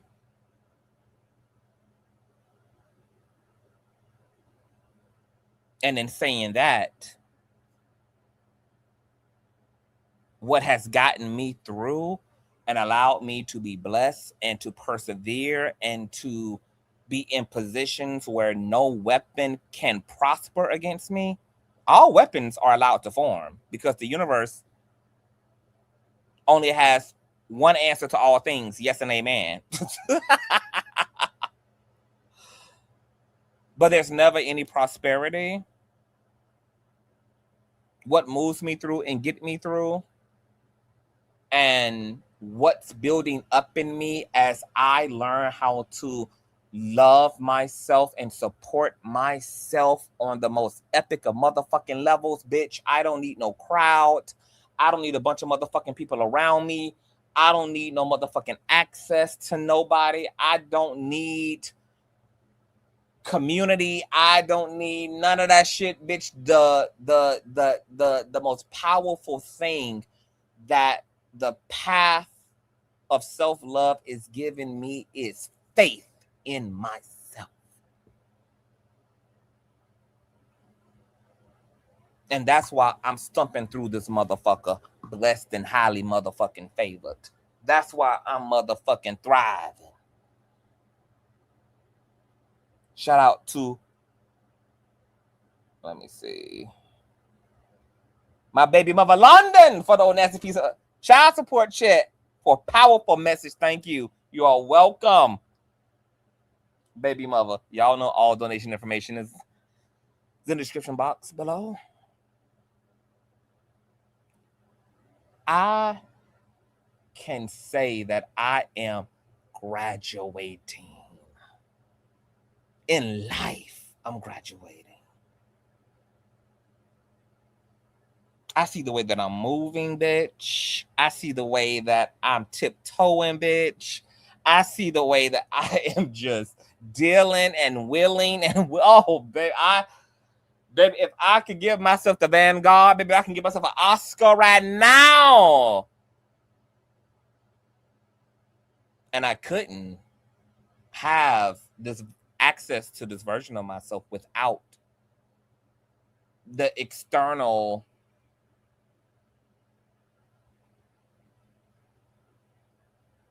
opponents, the external situations that give me a reason to get active and to prove to myself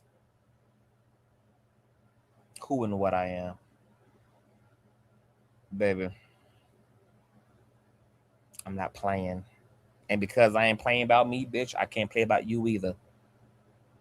And that's why I done had to even cut even more people off, because people want you to play with them. Bitch, I'm not going to play with you. Now, I'm not telling you what the fuck you want to hear. I'm calling you out on your fuck shit. I'm calling you out on your bullshit. And because my happiness and sense of self and joy is not tethered to you, I really don't give a fuck how you take it. You can get gone, bitch. You can get lost, bitch. You can transcend, descend. You can do whatever the fuck you need to do. But I don't have time to play. And if I'm not playing with me, then why the fuck am I going to allow myself to play with you or allow you to play with me? Because what you're playing with, bitch, is the lesson. So let me teach you something, since you need that. Since you need that, gotta have that. So this is about us becoming the most competent, functional, and complete version of ourselves. And you need everything that you were born into, everything that has happened this far in order to get there. And you have to use all of that material and content given to you, whether it's your romantic relationships, whether it's your friendship experiences, whether it's your money situation, whatever the fuck it is. You got to use all that content, okay? The good, the bad, and the ugly. There's no such thing as useless. Everything happening to you has a deep, powerful value and purpose in your life. And that purpose is to give you the opportunity to decide who the fuck you are. Who are you? Every time that nigga hits you, the universe is asking you, who are you? Every time those people let you down, the universe is asking you, who are you? Every time those people betray you, they asking you, spirit asking you, who are you? Who the fuck are you? Who are you? And through every tear, through every sadness, through every betrayal, through everything that breaks you, you have an opportunity to decide what the fuck the answer is to the universe. And that's either I am choosing to be a product of my experiences, or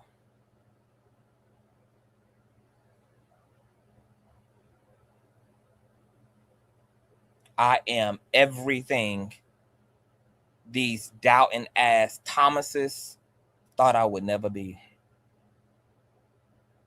That I am an exception to the motherfucking rule. That I am worthy and have all that I need.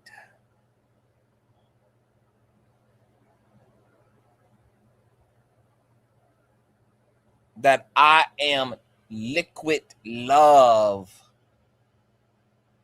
running on infinite supply of well-being and joy. When Yeshua came to the woman at the well and said, get your ass 1, 2, 3, bitch, get up off them dicks. When Yeshua came to the woman in the well, baby, and said, 1, 2, 3, get up off them dicks and let me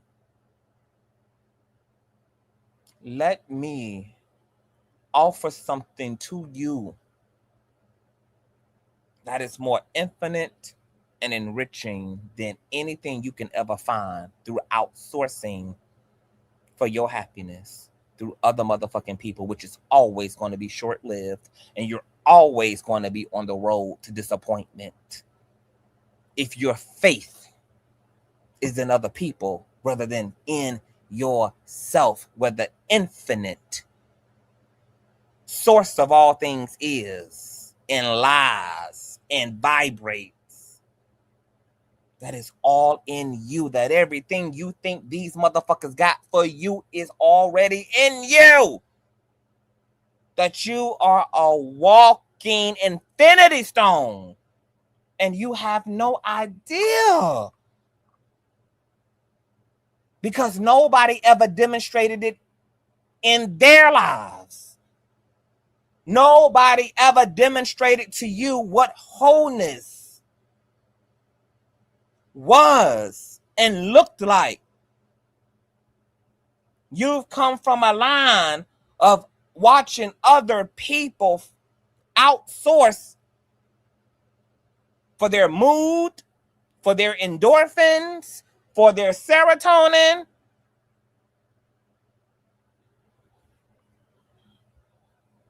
By way of trying to control outward conditions and trying to make other people happy with them. And so it's no fault of your own that you've been ignorantly driving in the wrong direction this whole time.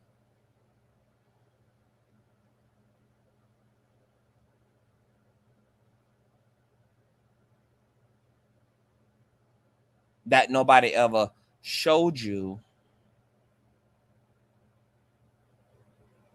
that the apple that you seek from that apple tree is a fruit that's already in you. Nobody ever showed you that you don't even have to get your ass up off that couch in order to summon forth your joy. That you ain't even got to go out there at all because it's all in here with you, baby. The call been coming from inside the house the entire time. Your house. The power been coming, baby, from within the whole motherfucking time.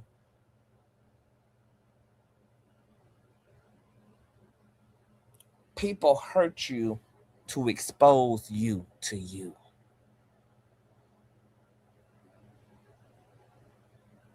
People love you to expose you to you. Either way, the point is you.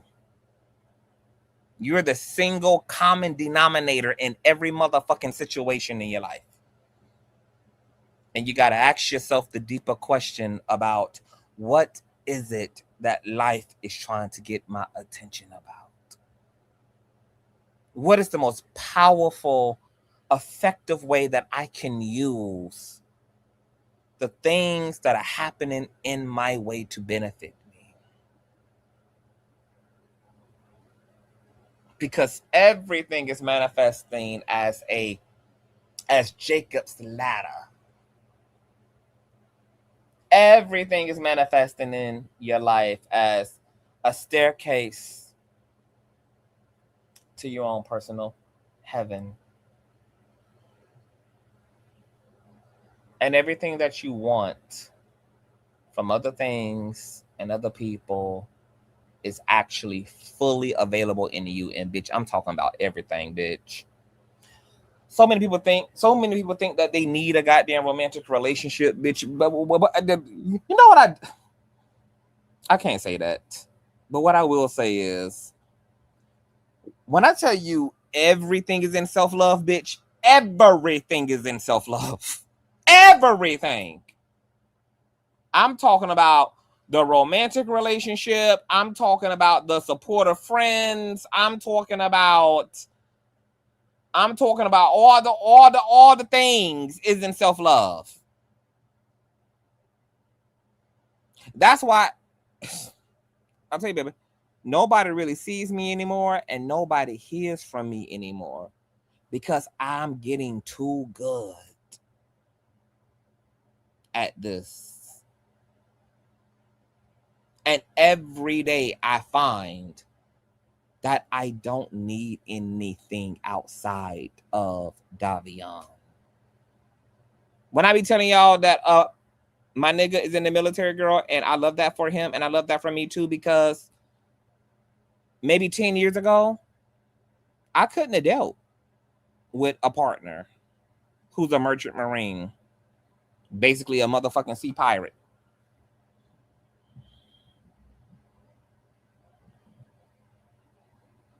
Maybe 10 years ago, I may not have been able to even entertain an open relationship. But the more evolved I become and the more I mature and the less I need from other people and the more of me I find, the less I need from other people.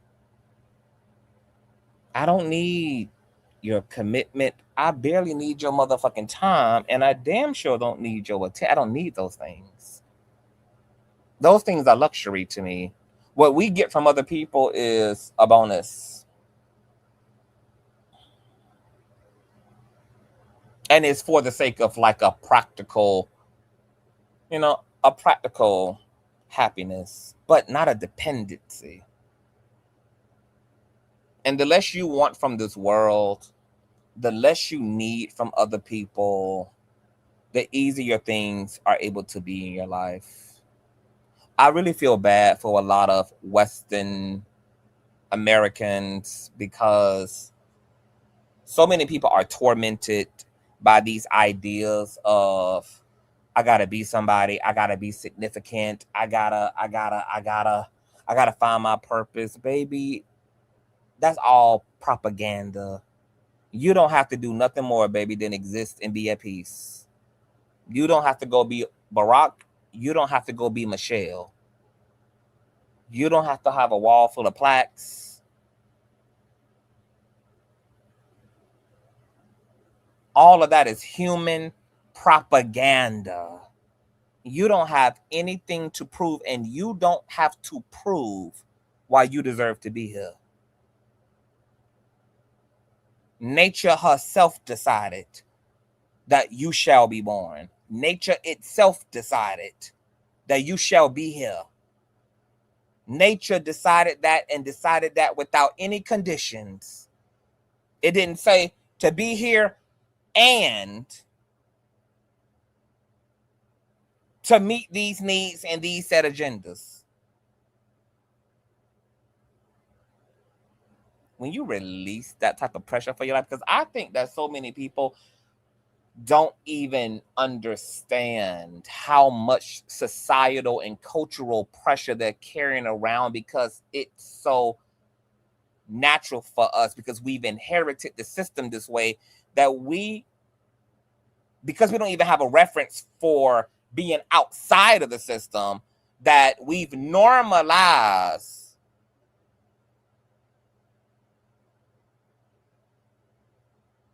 this baggage that we're carrying around societally and culturally without even realizing it. And it's not until you let go of the matrix and you let go of 3D thinking that you realize that, oh my fucking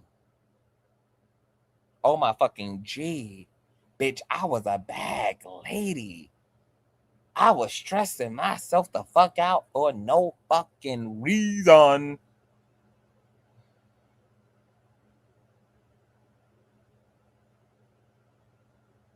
The only logical thing it makes sense to do as a soul is to stay close to the things that bring out the very best in you. And by being at your very best, you're going to be naturally living your purpose, whatever that is.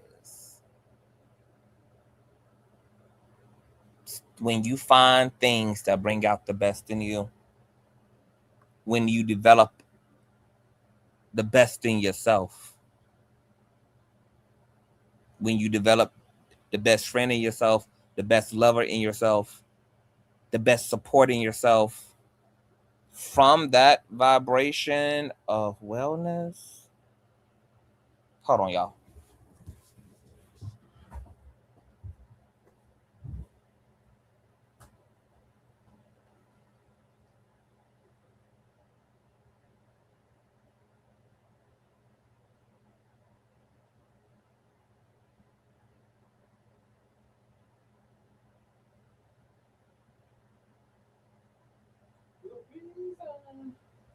reason that I'm here.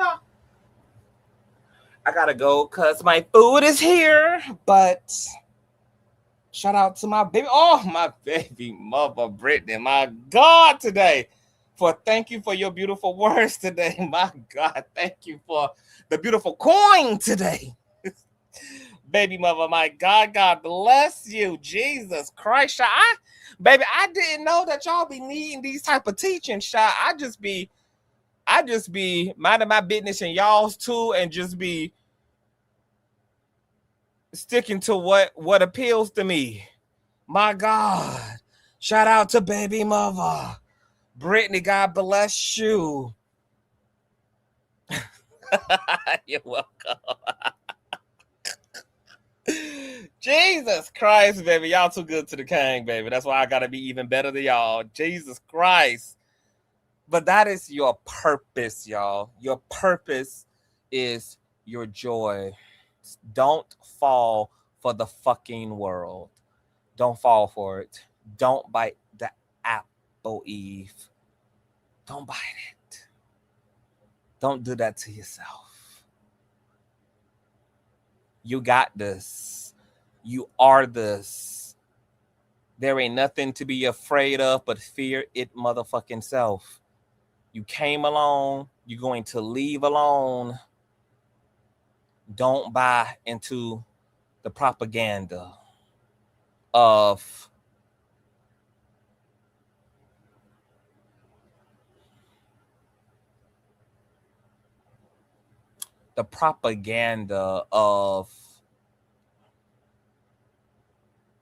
working from the outside in. It's all inward first. Michelle Williams has a song called The Ways of Love, and in that she talks about how matter of fact, let me pull up the lyrics. I was looking for love in all the wrong places. I never found a cure. Hold on, Michelle. It's a beautiful song. Okay, yeah, I found it. Let me see lyrics. I love this motherfucking song, y'all. Okay, I'm gonna read y'all the lyrics to her song. I was looking for love in all the wrong places and never found a cure. I was hoping that it could be sent from heaven, a love so sweet and pure. In all of my years, I've seen many faces that dwindled by the way. In all of my fears, it left me lonely with tears here to stay. I learned the way of love. I learned to pray for love. If you see it in a lifetime, learn to stay in love. I had fallen so deep in the depths of passion, my heart about to drown, fulfilling my need to have a companion, but no one was around. And all of my guilt, I feel redemption. It wasn't all of my fault. The home that I built was real inside me, but love was never caught. And then it goes on to say, if you feel like you'll never be one of them who discovers a love for eternity, continue to be patient and keep your heart safe from those who might tear it all apart, and learn the way of love. Now, even though that song is more so about navigating the balancing act between self-love and manifesting romantic love, love starts at home. Love starts in you. And everything that manifests in your life, especially the low down, dirty, gutter ass, rotten, uncon, disloyal, unthoughtful shit that you endure, it exposes you to where you are in your self-love. Because nobody can love somebody who don't love their motherfucking self. And you can't even truly ever understand who loves you until you understand what love is in you as you. So many people fall for the okie dokie. They assign love to attachment. They assign love to to possession. They assign love to all these things because so many people have not reconciled self-love. So they fall for a GMO as cheapened counterfeit to love.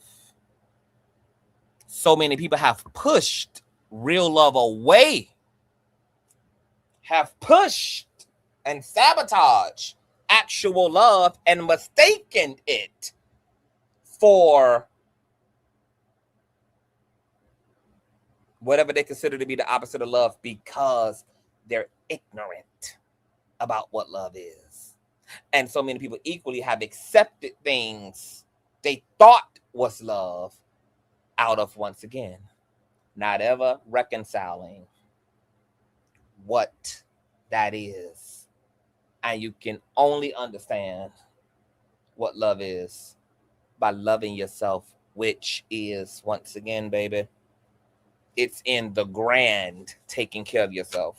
And I'm talking about taking care of your heart. I'm not talking about taking care of your physical well-being, but I'm talking about taking care of your mind, taking care of your heart.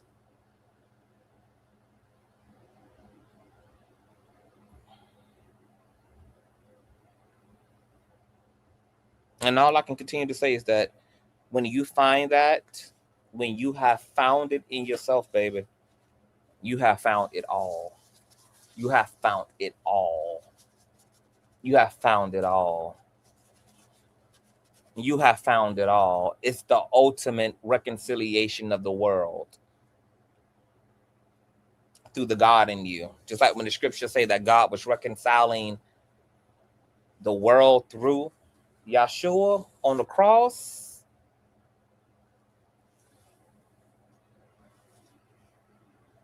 That's the true reckoning, is the inner reckoning. And when you have shaved off this culture, you've shaved off the pain body through the trauma of hurt and pain and all the things of the things of the things of the things. And you've gotten and returned back to the you that was lost in the translation of the lived experience. And you've got back into true alignment, and you've done the work to remove all of that defense mechanism, when you've done the work to remove all of the fear that has grown on top of the settlement, all the apprehension, all of the low self-esteem, man, when you find it, child, you found it all. This is why so many well people are loners. And it's not because they think they better than anybody. It's not because they antisocial. It's not because they're afraid to align with people. It's because you don't need anything else. And the beauty about not needing anything out, and I'm not talking about like I think y'all know by now, obviously, I'm not talking about like that ego self-reliance. Because that ego self-reliance be out of trauma and fear. Like, I'm gonna do it myself because I don't trust nobody. Ain't about that shit. Healthy self-actualization is not birth out of defense mechanisms. It's not birth out of fear. It's not birth out of fear of healthy dependency and partnership. It's not birth out of resentment. Like, oh, because I resent the world so motherfucking much, I'm just gonna power up and do it all on my own. No. Because when you genuinely self-actualize and you find that it all exists in you, everything else outside of you now becomes something you choose just for the sake of an experience. It's just an experience. I'm not here because I have to be. I'm here with you because I want to be. I didn't show up today because I had to. I showed up today because I wanted to.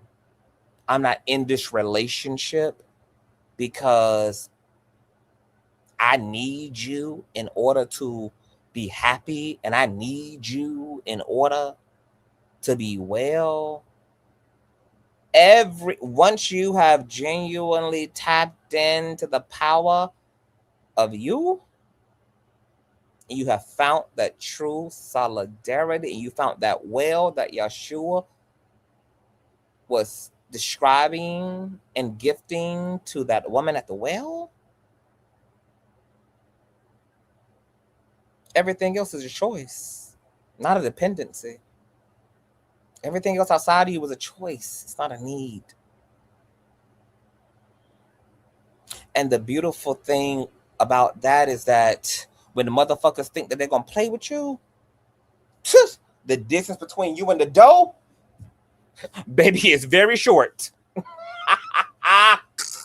Because let me tell you something, baby. Nobody can stand a healed motherfucker more than a toxic motherfucker, a narcissistic motherfucker, because them kind of people are in the business of playing with people. And baby, a healed person not gonna let you play with them, bitch, because that distance between them and the door is short as hell, baby. Because they don't need you. They don't need you. Baby, I'm here by choice. I'm here by love. And if you don't understand that, and you think, baby, because you traumatized, you about to trauma dump and traumatize me too. No, ma'am. I love you enough to leave you where you at until you want better for yourself. Because once again, baby, that distance between a healed person and the motherfucking door is very short. Very short, baby. It ain't never been this quick for me to break the fuck up. It ain't never been this quick, baby, for me to disassociate. It ain't never been this motherfucking quick for me to isolate, baby. And I love that for me because this is all new for me. As a communal empath who is very much so like hyper romantic about relationships in general and all about the long term and making things work and striving and being overly patient, overly compassionate, infinitely idealistic. Baby, that's self-love, continuing to grow and to learn and to evolve. Baby, I accept. It's all relationships, in order for them to be healthy, require all parties. And when you really accept that you don't have enough personal love in you to love a relationship into wellness, because by the very mathematical design, the very science of a relationship is that it requires all parties, you'll stop doing the most. You'll stop doing the most. Because no matter how much you're willing to do, you cannot do it by yourself in a relationship. Whether it's with your family, whether it's with your boo, whether it's with your friends. And healthy people know that.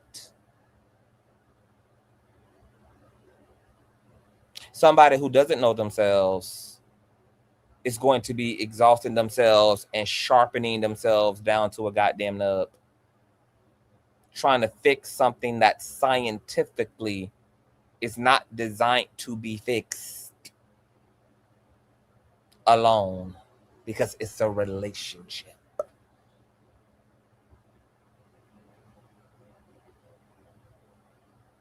And there's a lot of people afraid to be alone. That's all a part of the brokenness. It's a lot of people who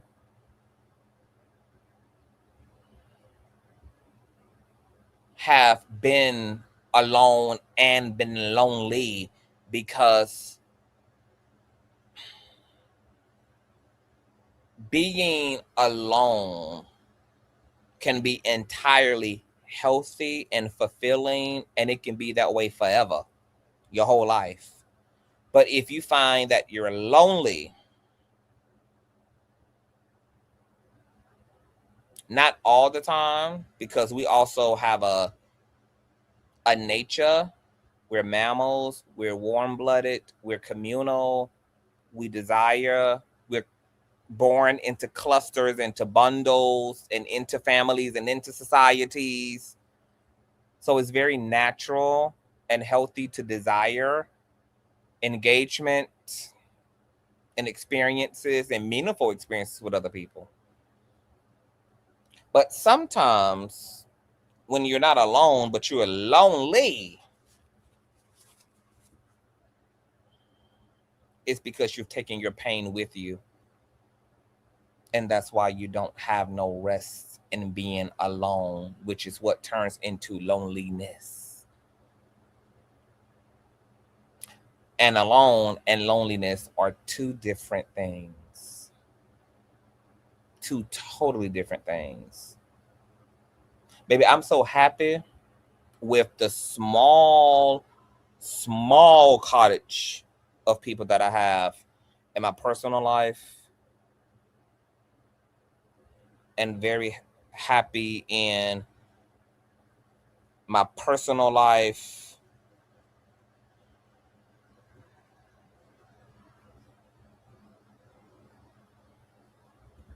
and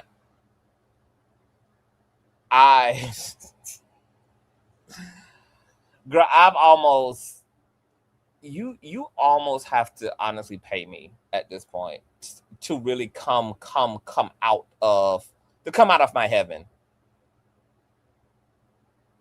because I'm not finding anything better than myself. Outside of myself and the little cottage of a community that I have in my life that I'm very happy with, baby, I done found it all. And I only align with that which is equal, with the equivalent.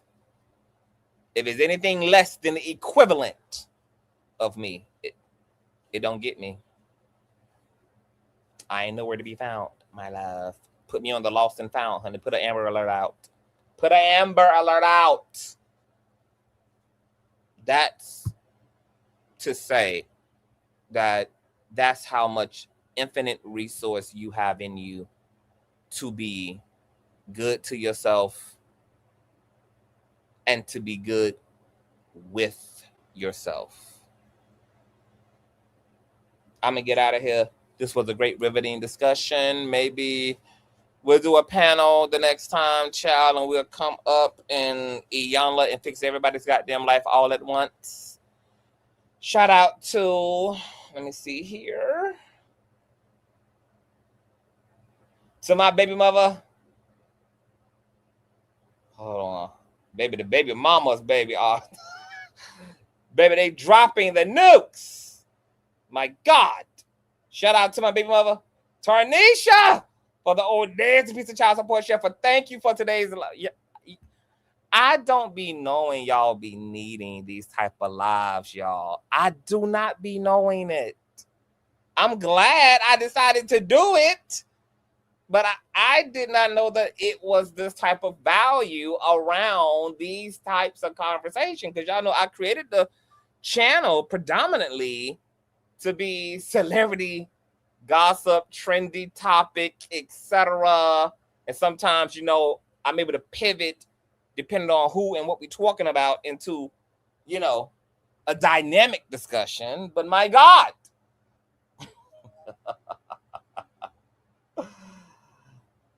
But I can imagine too that in a time like this where there's so much overstimulation and there's just so much going on and there's so much change in our world, my God,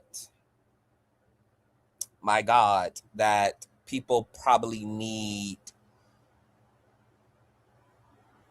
the energy, they need the insight, they need the hope, they need the light more than ever. They need the reassurance more than ever. And I'm gonna tell y'all, baby, this world is about to go through a lot. But you don't have to go through a lot with it. If you actually are brave enough and committed enough and love yourself enough to create your inner narc and to really lock in with yourself. Because it's all there. It's all there. And it's all that you need. You can live without your wants. But everything you need, it's all in you. And when you stay in consistent relationship to all that you need, you also evolve to wanting that which you need. So then those things merge and become one. And that's where that full sense of full fulfillment and satisfaction comes from. When your needs become that which you want as well. And now there is no two separate categories. There is no, it doesn't feel like I'm choosing something over another. It all becomes one thing. Yes, God. So shout out to my baby mother Tarnisha for all that piece. Thank y'all for the blessing. Thank y'all for supporting the King. Tomorrow, we got to address some church sector level mess. I'm going to be dropping receipts tomorrow. So I want you guys to support that live stream tomorrow because, niggas been playing on my head top. Okay, niggas been apparently trying to play on my name. Okay? And I'm going to drop one nuke. I'm going to drop one motherfucking nuke. And I know that nuke is going to nuke. Okay? So I want y'all to pull up tomorrow. I don't know when I'm going to be live. But like I said, I'll pre-program it, preset the watch pays up. We'll be doing our fizzle. And I'll try to... I'm creating a separate channel for spirituality and all of that. UFOs, extraterrestrials, X-File level content, the paranormal, philosophy, metaphysics, the occult, mysticism, all the things, child. So these type of conversations are going to be more predominant on the second channel. But as I'm cultivating that second channel and still constructing that and putting that together, I'm going to also make sure that, I dribble this in over here too, because I know I have an audience for that. And that audience is intermixed within the other people who are here for the salaciousness. They're here for the trendy stuff. They're here for, all of that stuff. But we're creating a second channel, child, to get into our bag. And I'm probably not finished with this discussion too, because I know that this whole thing with Black mothers and their daughters is a whole conversation as well that is very layered.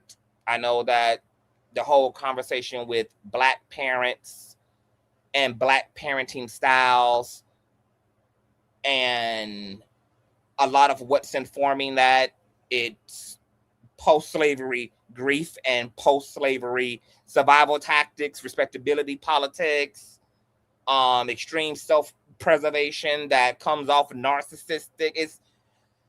When it comes to this topic, it's always going to be very multi-layered and multifaceted. So I'll probably be doing a part 2 as well, since we kind of got off into the whole focus more so on the relationships being a mirror thing. But now that we got other things up in this situation with this daughter and mother, there's a whole conversation that we can have about that too. So y'all just stay tuned, subscribe, child. Y'all know we do it all here. I love y'all down boots. Have a great Saturday. I'll definitely see you guys tomorrow. Please give me a thumbs up. Share. Tell a friend of a friend of a friend of a friend of a friend of a friend of a friend of a friend of a friend of a friend of a friend of a friend of a friend. Shout out to all the new supporters. We're at 55.6. The platform been growing. So thank y'all for locking in. I'll continue to be locked in, and have a blessed Saturday, and I'll see you guys later. Peace.